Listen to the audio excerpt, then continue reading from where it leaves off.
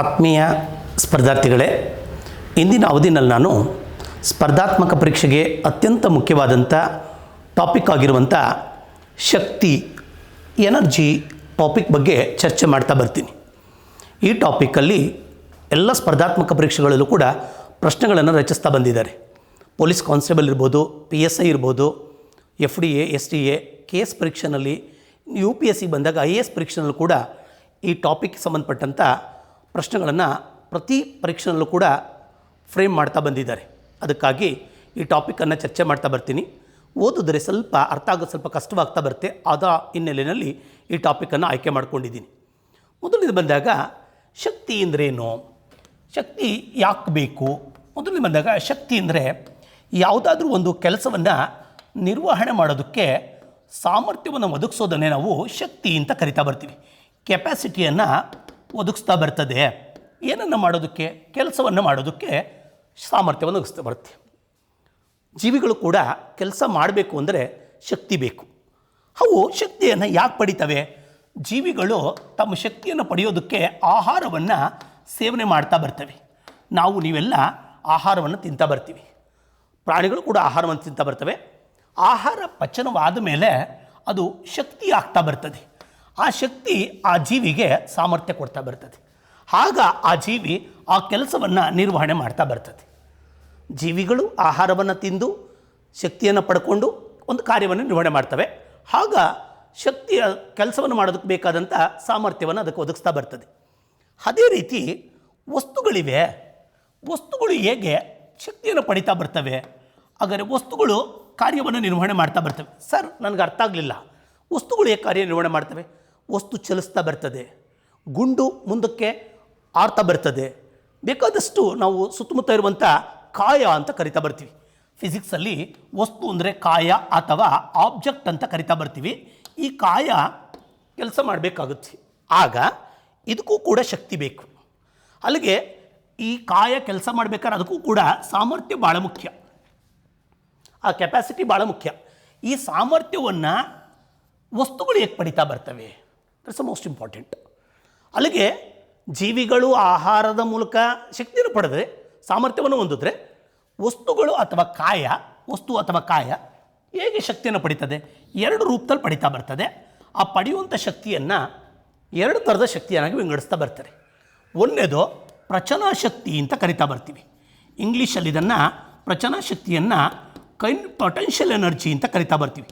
Potential energy ಅಂತ ಅಂತಿದ್ದಂಗೆ ಪ್ರಚನಾಶಕ್ತಿ ಅಂತ ಕರಿತಾ ಬರ್ತೀವಿ. ಪ್ರಚನಾಶಕ್ತಿ.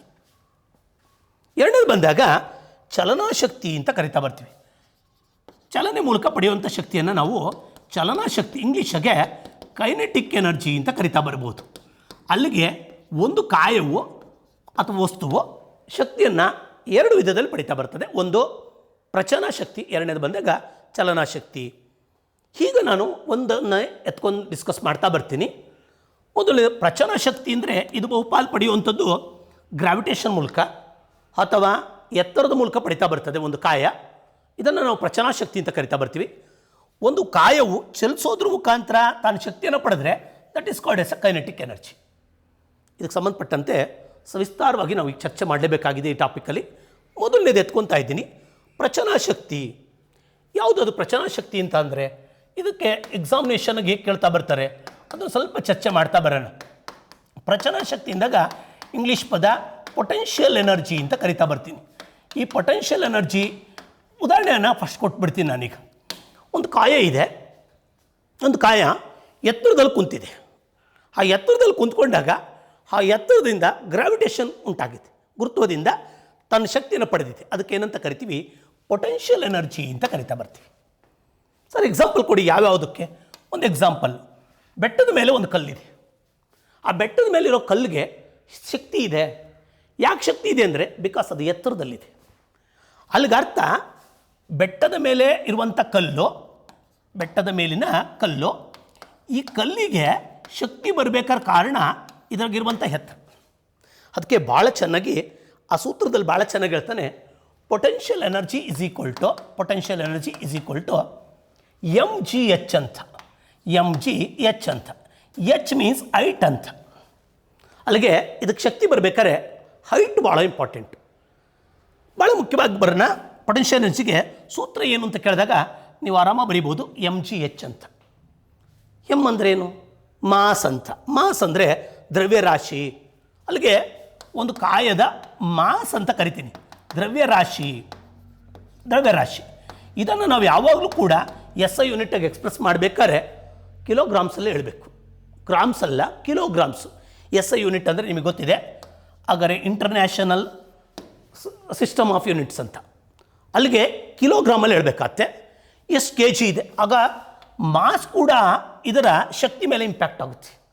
ಒಂದು ಎತ್ತರದ ಬೆಟ್ಟದ ಮೇಲೆ ಕಲ್ಲಿದೆ ಅಂದರೆ ಸಣ್ಣ ಕಲ್ಲಿದ್ರಲ್ಲ, ದೊಡ್ಡ ಕಲ್ಲಿದ್ದರೆ ಮಾತ್ರ ಅದಕ್ಕೆ ಶಕ್ತಿ ಜಾಸ್ತಿ ಬರ್ತದೆ. Because it depends upon the mass. ಅಲ್ಲಿಗೆ ಪೊಟೆನ್ಷಿಯಲ್ ಎನರ್ಜಿಲಿ ಏನು ಮುಖ್ಯವಾದದ್ದು ಅಂದರೆ ನಿಮಗೆ ಗೊತ್ತಿರಲಿ, ಪೊಟೆನ್ಷಿಯಲ್ ಎನರ್ಜಿನಲ್ಲಿ ಮಾಸ್ ಕೂಡ ಇಂಪಾರ್ಟೆಂಟ್. ಅಲ್ಲಿಗೆ ಫಸ್ಟು ಪೊಟೆನ್ಷಿಯಲ್ ಎನರ್ಜಿ ಕಂಡುಹಿಡಿಬೇಕಾದ್ರೆ ಮಾಸನ್ನು ಕೂಡ ಕ್ಯಾಲ್ಕುಲೇಷನ್ ಮಾಡ್ತೀವಿ. ಎರಡನೇದು ಬಂದಾಗ ಜಿ ಅಂದರೆ ಗ್ರಾವಿಟೇಷನ್ ಅಂತ ಕರಿತಾ ಬರ್ತೀನಿ. ಅಲ್ಲಿಗೆ ಗ್ರಾವಿಟೇಷನ್ ಕೂಡ ಭಾಳ ಇಂಪಾರ್ಟೆಂಟು. ಗ್ರಾವಿಟೇಷನ್ ಇಲ್ಲ ಅಂದರೆ ವಸ್ತುಗೆ ತೂಕನೇ ಬರೋದಿಲ್ಲ. ಅದಕ್ಕೆ ಕನ್ನಡದಲ್ಲಿ ಗುರುತ್ವ ಅಂತ ಕರಿತಾ ಬರ್ತೀನಿ. ಗುರುತ್ವ, ದಿಸ್ ಇಸ್ ಮೋಸ್ಟ್ ಇಂಪಾರ್ಟೆಂಟ್. ಅಲ್ಲಿಗೆ ನಮ್ಮ ಪ್ರಚನಾ ಶಕ್ತಿನಲ್ಲಿ ಒಂದು ಕಾಯವು ಶಕ್ತಿಯನ್ನು ಪಡಿಬೇಕು ಅಂತಂದರೆ ಅದು ಮೇಲ್ ಕುಂತಿರಬೇಕು. ಮೇಲ್ ಕೂತ್ಕೊಂಡಾಗ ಅದಕ್ಕೆ ಗ್ರಾವಿಟೇಷನ್ ಬರ್ತದೆ. ಕನ್ನಡದಲ್ಲಿ ಗುರುತ್ವ ಅಂತ ಕರೆದಿ.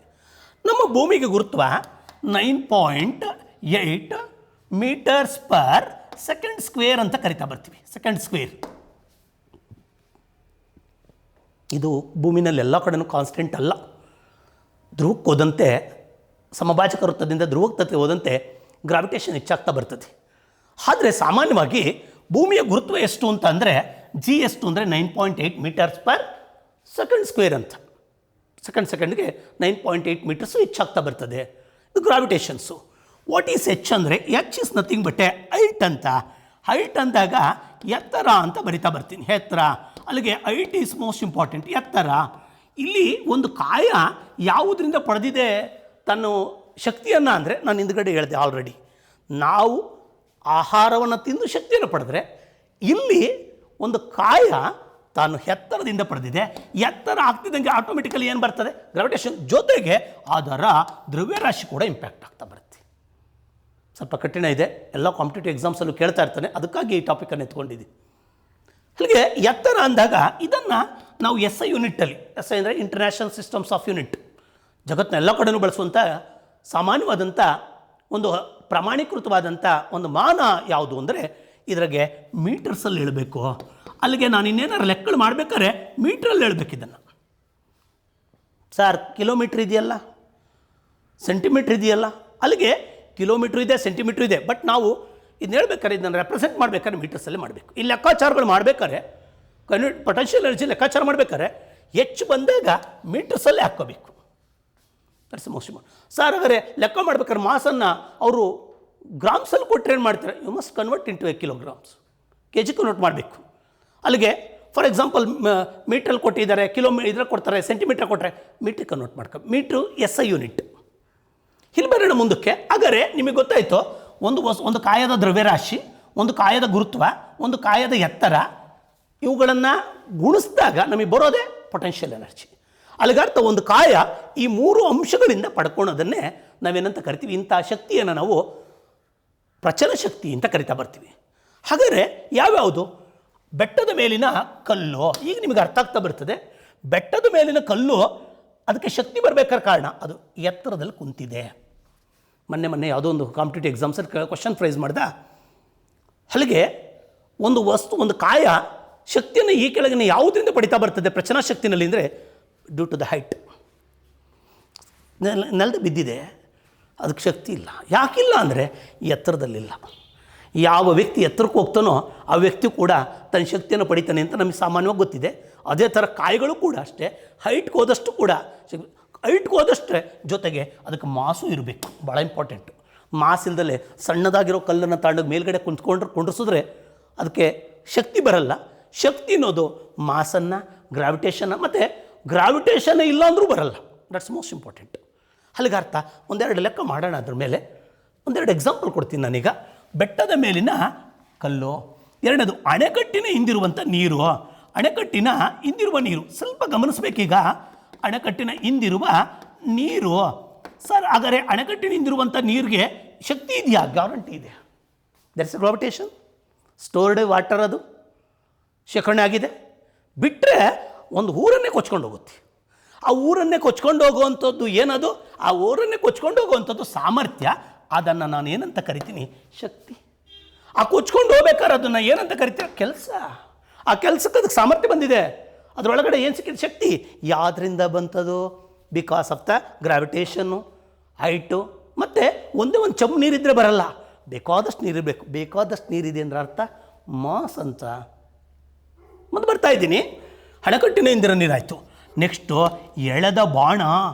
ಎಳೆದ ಬಾಣ ಇಸ್ ಭಾಳ ಮುಖ್ಯವಾದದ್ದು. ಎಳೆದ ಬಾಣ ಎಳೆದು ಬಿಟ್ಟಿದ್ದೀನಿ ಬಾಣನ. ತುಂಬ ಶಕ್ತಿ ಇದೆ. ಹಾಗಾದರೆ ಅದೆಂಥ ಶಕ್ತಿ ಅಂದರೆ ಪ್ರಚನ ಶಕ್ತಿ.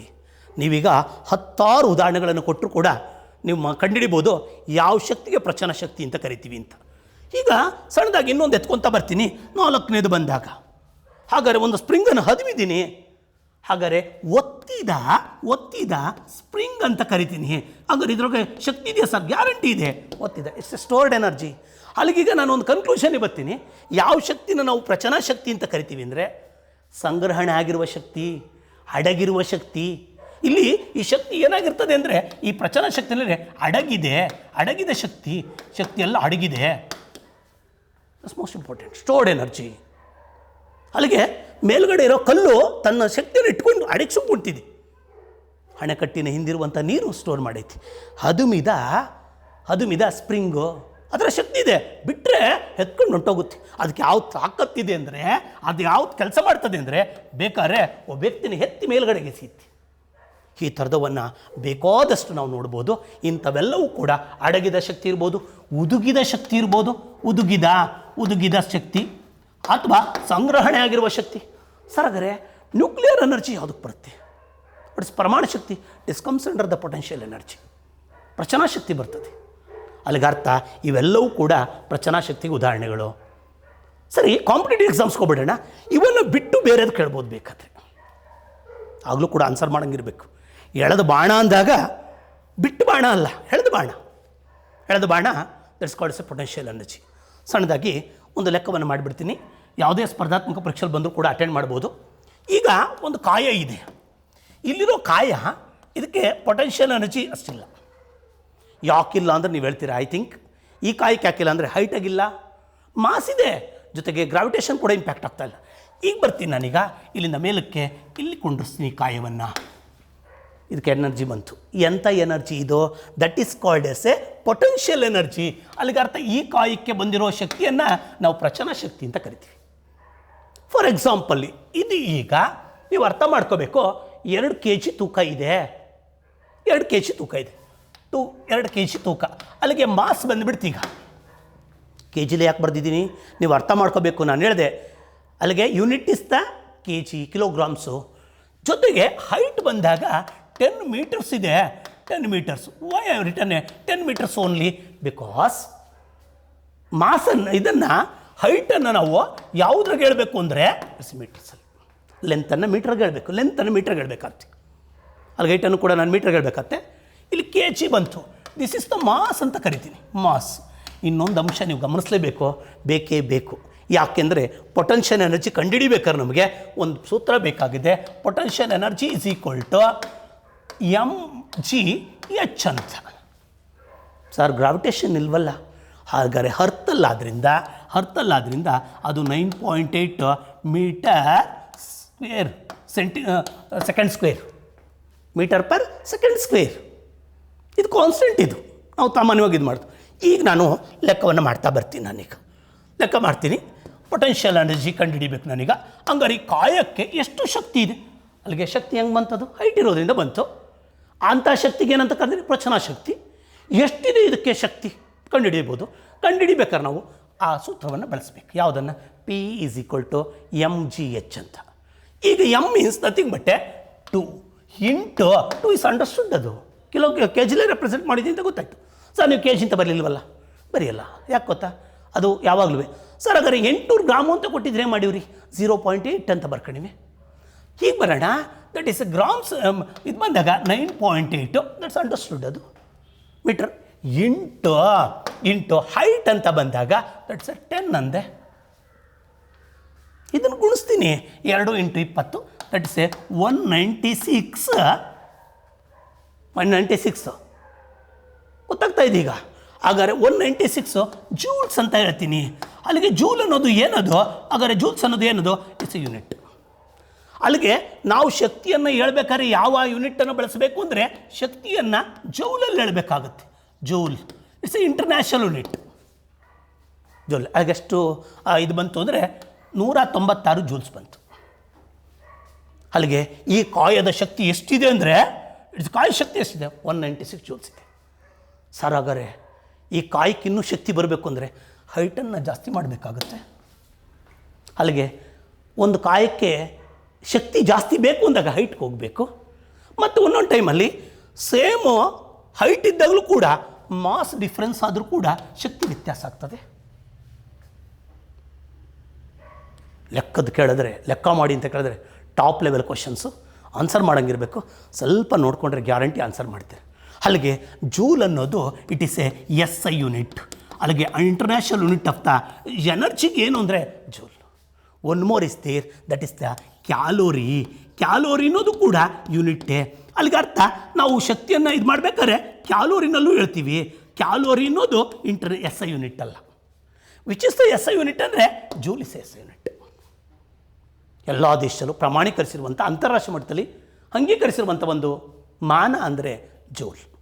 ಈಗಾಗಲೇ ಕ್ಯಾಲೋರಿಗೂ ಇದಕ್ಕೂ ಸಂಬಂಧ ಇದೆಯಾ? ಗ್ಯಾರಂಟಿ. ಸಮ್ಟೈಮ್ಸ್ ನಾವು ಕ್ಯಾಲೋರಿನೂ ಕೂಡ ಬಳಕೆ ಮಾಡ್ತಾ ಬರ್ತೀವಿ. ಒಂದು ಕ್ಯಾಲೋರಿ ಈಸ್ ಈಕ್ವಲ್ ಟು ಒಂದು calorie that is equal to 4.18 ಜೂಲ್ಸ್ಗೆ ಸಮ. ಅಲ್ಲಿಗೆ ನಾವು ಇದನ್ನು ಕನ್ವರ್ಟ್ ಮಾಡಿ ಕ್ಯಾಲೋರಿನೂ ಹೇಳ್ಬೋದು. ಆದರೆ ಜಗತ್ತಿನ ಎಲ್ಲ ಕಡೆ ಕೂಡ ಪ್ರಮಾಣೀಕರಿಸಿರೋ ಯೂನಿಟ್ ಯಾವುದು ಅಂದರೆ ದಟ್ಸ್ ಅ ಜೂಲ್. ಒಂದೊಂದು ಯೂನಿಟ್ ಇದೆ ಸರ್. ಲೆಂತ್ಗೆ ಮೀಟರ್ಸ್, ಅಲ್ಲಿಗೆ ಮಾಸ್ಗೆ kg, ಕರೆಂಟ್ಗೆ ಎಲೆಕ್ಟ್ರಿಕ್ ಕರೆಂಟ್ಗೆ ಆಂಪೇರು. ಎಲೆಕ್ಟ್ರಿಕ್ ಕರೆಂಟ್ಗೆ ಆಂಪೇರನ್ನು ಹೇಳ್ತಾ ಬರ್ತೀವಿ. ಹಾಗಾದರೆ ಟೆಂಪರೇಚರ್ಗೆ ಕೆಲ್ವಿನ್ನು, ಎನರ್ಜಿಗೆ ಜೌಲು, ಲುಮಿನಸ್ ಇಂಟೆನ್ಸಿಟಿಗೆ ಕ್ಯಾಂಡೆಲ. ಹೀಗೆ ಬೇರೆ ಬೇರೆ ಯೂನಿಟ್ಗಳನ್ನು ಬಳಸ್ತಾ ಬರ್ತೀವಿ. That's SI units. ಅಲ್ಲಿಗೆ ಈಗ ಶಕ್ತಿಯ SI ಯೂನಿಟ್ ಯಾವುದು ಅಂದರೆ ಜೂಲ್ ಅಂತ ಬರೀರಿ. ಇದಕ್ಕೆ ಯಾವುದು ಬಂತು? ಈಗ ಎಷ್ಟು ಬಂತು? 196 ಜೂಲ್ಸ್ ಅಂದಾಗ ಇದು ಶಕ್ತಿಯನ್ನು ಪಡೆದಿದೆ. ಇಷ್ಟು ಶಕ್ತಿಯನ್ನು ಪಡೆಯೋ ಕಾರಣ ಇದು ಕುಂತಿರುವಂಥ ಏನು ಹೇಳಿ ನೋಡೋಣ, I2 ಮತ್ತು ಇದರ ಮಾಸು ಜೊತೆಗೆ ಗ್ರಾವಿಟೇಷನ್. ಯಾವ ಲೆಕ್ಕ ಕೊಟ್ಟರು ಮಾಡ್ಬೋದು. ಈಗ ಅವ್ನು ಮಾಡೋದು ಏನಂದರೆ ಕಾಂಪಿಟೇಟಿವ್ ಎಕ್ಸಾಮ್ಸ್ ಮಾಡುವಂಥ ಒಂದೇ ಒಂದು ಕೆಲಸ ಏನಂದರೆ ಅವ್ರು ಕೊಡೋದು ಮಾಸು ಮತ್ತು ಹೈಟನ್ನು ಕೊಡ್ತಾರೆ. ಬೇರೆ ಬೇರೆ ಮಾಸು ಬೇರೆ ಬೇರೆ ಹೈಟನ್ನು ಕೊಡ್ತಾರೆ. ಗ್ರಾವಿಟೇಷನ್ ನಿಮಗೆ ಗೊತ್ತಿದೆ ಕಾನ್ಸ್ಟೆಂಟು 9.8. ಎಲ್ಲ ಕಡೆನೂ ಕಾನ್ಸ್ಟೆಂಟ್ ಅಲ್ಲ ಭೂಮಿನಲ್ಲಿ. ಸಾಮಾನ್ಯವಾಗಿ ನೀವು 9.8. ಕೆಲವು ಬುಕ್ಕಲ್ಲಿ 10 ಹಾಕ್ಕೊಂಡು ಕೂಡ ಮಾಡಿದ್ದಾರೆ ಲೆಕ್ಕನ. ಬಿಕಾಸ್ 10 ಅಂದರೆ ಅಪ್ರಾಕ್ಸಿಮೇಟ್ ನಂಬರ್ ಹಾಕಿ ಗುಣಿಸಿದ್ದಾರೆ ಅವರು. ಇದನ್ನು ಯಾವ ಲೆಕ್ಕ ಬೇಕಾದ್ರೂ ಮಾಡ್ಬೋದು. ಈ ಮಟ್ಟಕ್ಕೆ ಪ್ರಿಪೇರ್ ಆದರೆ ನೀವೆಲ್ಲ ಎಕ್ಸಾಮ್ಸಲ್ಲೂ ಕೂಡ ಪೊಟೆನ್ಷಿಯಲ್ ಎನರ್ಜಿ ಬಗ್ಗೆ ಮಾತಾಡ್ಬೋದು. Next come to the kinetic energy ಬರ್ತೀನಿ. ಎರಡನೇ ಶಕ್ತಿ ಚಲನಾ ಶಕ್ತಿ ಅಂತ ಕರಿತಾ ಬರ್ತೀವಿ. ಚಲನಾ ಶಕ್ತಿ that is called kinetic energy ಅಂತ ಕರಿತಾ ಬರ್ತೀನಿ. ಎರಡನೇ ಥರದ ಎನರ್ಜಿ ಬಗ್ಗೆ ಮಾತಾಡ್ತಾ ಇದ್ದೀನಿ. ಒಂದು ಕಾಯ ಪಡೆಯುವಂಥ ಎನರ್ಜಿ ಎರಡನೇ ಟೈಪು ಕೈನೆಟಿಕ್ ಎನರ್ಜಿ. ಆಗಲೇ ಹಿಂದೆ ಮಾತಾಡಬೇಕಾದ್ರೆ ಹೇಳಿದ್ದೆ, ಒಂದು ವಸ್ತುವು ಶಕ್ತಿಯನ್ನು ಪಡೆಯೋದು ನಾವು ಆಹಾರದಿಂದ ಪಡೆದ್ರೆ ಅವು ಒಂದು ಪ್ರಚನ, ಇನ್ನೊಂದು ಚಲನ. ಈಗ ನಾನು ಮಾತಾಡುವಂಥದ್ದು ಚಲನಶಕ್ತಿ ಬಗ್ಗೆ ಡಿಸ್ಕಸ್ ಮಾಡಬೇಕು. ಸರ್ ಚಲನಶಕ್ತಿ ಬಗ್ಗೆ ಮಾತಾಡ್ತಾ ಇದ್ದೀರಲ್ಲ, ಏನದು ಚಲನಶಕ್ತಿ? ಹಂಗಾರೆ ಒಂದು ಕಾಯ ಹೇಗೆ ಶಕ್ತಿಯನ್ನು ಪಡಿತಾ ಬರ್ತದೆ? ಇಲ್ಲಿ ಲೈಟ್ ಬರಲ್ಲ. ಇಲ್ಲೇನು ಗೊತ್ತಾ, ಒಂದು ಕಾಯ ಇದೆ. ಅಲ್ಲಿಗೆ ಫಿಸಿಕ್ಸಲ್ಲಿ ವಸ್ತು ಅಥವಾ ಕಾಯ ಅಂತ ಕರಿತೀವಿ. ಈ ಕಾಯ ಇಲ್ಲಿದೆಯಲ್ಲ, ಇದಕ್ಕೆ ಶಕ್ತಿ ಇಲ್ಲ. ಸರ್ ಯಾಕೆ ಶಕ್ತಿ ಪಡ್ಕೊಂಡಿಲ್ಲ? ಇದು ಏನು ಮಾಡೋಕ್ಕೆ ಸಾಮರ್ಥ್ಯ ಇಲ್ಲ ಇದಕ್ಕೆ. ಇದನ್ನು ಚಲಿಸ್ತೀನಿ, ಮೂವ್ ಮಾಡ್ತೀನಿ. ರೆಸ್ಟ್ ಕಂಡೀಷನ್ ಆಗಿದೆ, ಎನರ್ಜಿ ಇಲ್ಲ ಇದಕ್ಕೆ. ಆದರೆ ಇದಕ್ಕೆ ಚಲನೆ ಇದೆ, ಇದಕ್ಕೆ ಮೂವ್ ಮಾಡಿಸ್ಬಿಟ್ಟೆ ಇದನ್ನು. ಈ ಚಲನೆಯಿಂದ ತಾನು ಏನನ್ನು ಪಡ್ಕೊಂತು ಗೊತ್ತಾ? ಶಕ್ತಿಯನ್ನು ಪಡ್ಕೊಂತು. ಅಲ್ಲಿಗೆ ಚಲನೆಯಿಂದ ಶಕ್ತಿಯನ್ನು ಪಡ್ಕೊಂಡ್ರೆ ಅಂಥ ಶಕ್ತಿಗೆ ದಟ್ ಇಸ್ ಕಾಲ್ಡ್ ಎಸ್ ಚಲನಾ ಶಕ್ತಿ. ಈ ಕಾಯಕ್ಕೆ ಮೊದಲು ಶಕ್ತಿ ಇಲ್ಲ, ಚಲನೆಯಿಂದ ತನ್ನ ಶಕ್ತಿಯನ್ನು ಪಡ್ಕೊಂತು. ಇದಕ್ಕೆ ನಾವೇನಂತ ಕರಿತೀವಿ? ಚಲನಾ ಶಕ್ತಿ. ಸರ್ ಹಾಗಾದರೆ ಅದ್ಯಾವ ಶಕ್ತಿ? ಎತ್ತರದಿಂದ ಪಡ್ಕೊಂಡ ಶಕ್ತಿ, ಅಡಗಿರೋ ಶಕ್ತಿ, ಚಲನೆಯಿಂದ ಪಡೆಯೋ ಶಕ್ತಿ. ಅಲ್ಲಿಗೆ ಕಾಯಗಳು ಎತ್ತರದಿಂದ ಪಡಿಬೋದು. ಮತ್ತು ಇದೇನಾಗುತ್ತೆ, ಇದು ಯಾವುದರಿಂದ ಪಡಿತಾ ಇದೆ ಅಂದರೆ ಚಲನೆಯಿಂದ ಪಡಿತಾ ಇದೆ. ಕೈನೆಟಿಕ್ ಅಂದರೆ ಮೂಮೆಂಟ್ ಅಂತ, ಮೋಷನ್ ಅಂತ. ಅಲ್ಲಿಗೆ ಈ ಚಲನೆಯಿಂದ ಪಡ್ಕೊಂಡಿರೋದ್ರಿಂದ ಅದಕ್ಕೆ ಶಕ್ತಿ ಬಂದಿದೆ. ಈ ಸಾಮರ್ಥ್ಯವನ್ನು, ಈ ಕಾಯ ಒಂದು ಕಾರಣವೇ ಈ ಶಕ್ತಿಯನ್ನು ಒಂದು ಕಾರಣವೇ ಚಲನೆಯು ಅದಕ್ಕೆ ಶಕ್ತಿಯನ್ನು ಕೊಟ್ಟಿದೆ. ಸರ್ ಎಕ್ಸಾಂಪಲ್ ಕೊಡಿ ನೋಡೋಣ. ಇದಕ್ಕೆ ಬೀಸುವ ಗಾಳಿ. ಹಾಗಾದರೆ ಗಾಳಿ ಬೀಸ್ತಾ ಇದೆ, ಬಿರುಗಾಳಿಗೆ ಬೇಕಾದಷ್ಟು ಶಕ್ತಿ ಇದೆ ರೀ. ಯಾಕೆ ಬಿರುಗಾಳಿಗೆ ಶಕ್ತಿ ಬಂತು? ಅದು ಶಕ್ತಿಯನ್ನು ಯಾವುದರಿಂದ ಪಡ್ಕೊಂತೇಳಿ ನೋಡೋಣ, ಚಲನೆಯಿಂದ ಪಡ್ಕೊಂತು. ಅನೇಕ ಸಾರಿ ವ್ಯಕ್ತಿಗಳನ್ನೇ ಹೊತ್ಕೊಂಡು ಹೋಗೋ ತಾಕತ್ತು ಬಿರುಗಾಳಿಗಿದೆ, ಚಂಡಮಾರುತಕ್ಕಿರ್ತದೆ. ಹಾಗಾದರೆ ಚಂಡಮಾರುತ ಯಾವ ಶಕ್ತಿ? ದಟ್ಸ್ ಎ ಕೈನೆಟಿಕ್ ಎನರ್ಜಿ, ಚಲನಾಶಕ್ತಿ. ಎರಡನೇದು ಬರ್ತಿದ್ದೀನಿ, ಹರಿಯುವ ನೀರು ಹರಿತಾ ಇದೆ ಅಂದರೆ ಅದು ಆ ನೀರು ಹರಿಬೇಕಾದ್ರೆ ಚಲನೆ ಉಂಟಾಗ್ತದೆ. ಆ ಪಡೆದ ಶಕ್ತಿಯನ್ನೇ ನಾವು ಚಲನಾಶಕ್ತಿ ಅಂತ ಕರಿತಾ ಬರ್ತೀವಿ. ಹರಿಯುವ ನೀರು ಸರಿ. ಮೊದಲು ಮೂರನೇ ಬಂದಾಗ ಭಾಳ ಮುಖ್ಯವಾದದ್ದು, ನೀವು ಗಮನಿಸಬೇಕು, ಕಂಪ್ಯಾರಿಸನ್ ಮಾಡಬೇಕು ಪೊಟೆನ್ಷಿಯಲ್ಗೂ ಕೈನೆಟಿಕ್ ಎನರ್ಜಿಗೂ. ಬೀಸ್ತಾ ಇರೋ ಗಾಳಿ. ಹಾಗಾದರೆ ಈಗ ಬಂದೂಕಿನಿಂದ ಹೊರಟಂಥ ಅಲ್ಲಿಗೆ ಗುಂಡು ಟ್ರಿಗರ್ ಅದ್ಮಿದ್ದೀನಿ. ಹಾಗಾದರೆ ಗುಂಡು ಏನಾಗ್ತಾ ಇದೆ? ಮುಂದೆ ಚಲಿಸ್ತಾ ಇದೆ. ಹಾಗಾದರೆ ಬಿಟ್ಟ ಬಾಣ ಬಂದೂಕಿಂದ ಹೊರಬಂದಂಥ ಗುಂಡು. ಹಾಗಾದರೆ ಬಂದೂಕಿಂದ ಹೊರಬಂದಿರೋ ಗುಂಡು, ಬಂದೂಕಿನಿಂದ ಹೊರಬಂದ ಗುಂಡು ಅದಕ್ಕೊಂದು ಶಕ್ತಿ ಇದೆ, ಹೊರಬಂದ ಗುಂಡಿಗೆ. ಹಾಗಾದರೆ ಈ ಶಕ್ತಿ ಏನು ಮಾಡ್ಕೊತಾ? ಬೇಚ್ಕೊಂಡು ಹೋಗುತ್ತೆ. ಬಿಟ್ಟ ಬಾಣ ಅಲ್ಲಿ ಸ್ವಲ್ಪ ಗಮನಿಸ್ಬೇಕು ನೀವು. ಪೊಟೆನ್ಷಿಯಲ್ ಎನರ್ಜಿ ಇದು ಬರೆದಿದ್ದೀನಿ ನಾನು. ಯಾವ ಬಾಣ ಅದು? ಎಳೆದ ಬಾಣ. ಎಳೆದಿದ್ದೀನಿ, ಬಿಟ್ಟಿಲ್ಲ. ಹಾಗಾದರೆ ಎಳೆದ ಬಾಣ ಪೊಟೆನ್ಷಿಯಲ್ ಎನರ್ಜಿ ಆದರೆ, ಬಿಟ್ಟ ಬಾಣ ಯಾವ ಎನರ್ಜಿ? ಅದು kinetic energy. That's most important. ಈಗ ಬರ್ತಾ ಇದ್ದೀನಿ ಮತ್ತೆ ಒನ್ಸ್ ಅಗೈನ್. ಬಿಟ್ಟ ಬಾಣ ಆಯಿತು, ಹರಿಯುವ ನೀರಾಯಿತು. ಹಾಗಾದರೆ ಸ್ಪ್ರಿಂಗನ್ನು ಅದ್ಮೀರೆ ಪೊಟೆನ್ಷಿಯಲ್ಲು, ಬಿಟ್ಟರೆ ಕೈನೆಟಿಕ್ ಎನರ್ಜಿ. 10 ಉದಾಹರಣೆಗಳನ್ನು ನೀವು ನೋಡ್ತಾ ಬರ್ಬೋದು. ಯಾವುದು ಕೊಟ್ಟರು ಅಟೆಂಡ್ ಮಾಡ್ಬೋದು. ಸಣ್ಣದೊಂದು ಎಕ್ಸಾಂಪಲ್ ಕೊಡ್ತೀನಿ. PSIನಲ್ಲೋ ಕಾನ್ಸ್ಟೇಬಲಲ್ಲೋ ಅಥವಾ KSಲ್ಲೋ ಏನು ಕೊಡ್ಬೋದು ಅಂದರೆ, ಈ ಕೆಳಗಿನ ಯಾವುದು ಚಲನಾಶಕ್ತಿ ಅಲ್ಲ? ವಿಚಾರ ಮಾಡ್ಬೋದು ನೀವಾಗ. ಯಾವುದು ಮೊಮೆಂಟಿಂದ, ಮೋಷನ್ನಿಂದ ಪಡೆದಿಲ್ಲ, ಆ ಶಕ್ತಿಯನ್ನು ನಾವು ಚಲನಶಕ್ತಿಯಿಂದ ಕರೆಯೋಕ್ಕಲ್ಲ. ಚಲನೆಯಿಂದ ಪಡೆದ್ರೆ ಆ ಶಕ್ತಿಯನ್ನು ನಾವು ಚಲನಾಶಕ್ತಿ ಅಂತ ಕರಿಬೋದು. ಬಿರುಗಾಳಿ ಇರ್ಬೋದು, ಹರಿಯೋ ನೀರಿರ್ಬೋದು, ಇವೆಲ್ಲ ಕೂಡ ಬೇಕಾದಷ್ಟು ಉದಾಹರಣೆಗಳಿವೆ.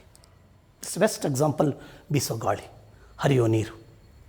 ಜಲಪಾತ, ಅಲ್ಲಿಗೆ ಅಣೆಕಟ್ಟಿನಿಂದಿರೋ ನೀರು ಪೊಟೆನ್ಷಿಯಲ್ ಎನರ್ಜಿ. ಹರಿತಾ ಇರೋ ನೀರು, ಅಲ್ಲಿಗೆ ಜಲಪಾತ ಕೂಡ ಇಟ್ಸ್ ಎ ಬೆಸ್ಟ್ ಎಕ್ಸಾಂಪಲ್. ಬೇಕಾದಷ್ಟು ಉದಾಹರಣೆಗಳನ್ನು ನಾವು ಕೊಡ್ತಾ ಬರ್ಬೋದು.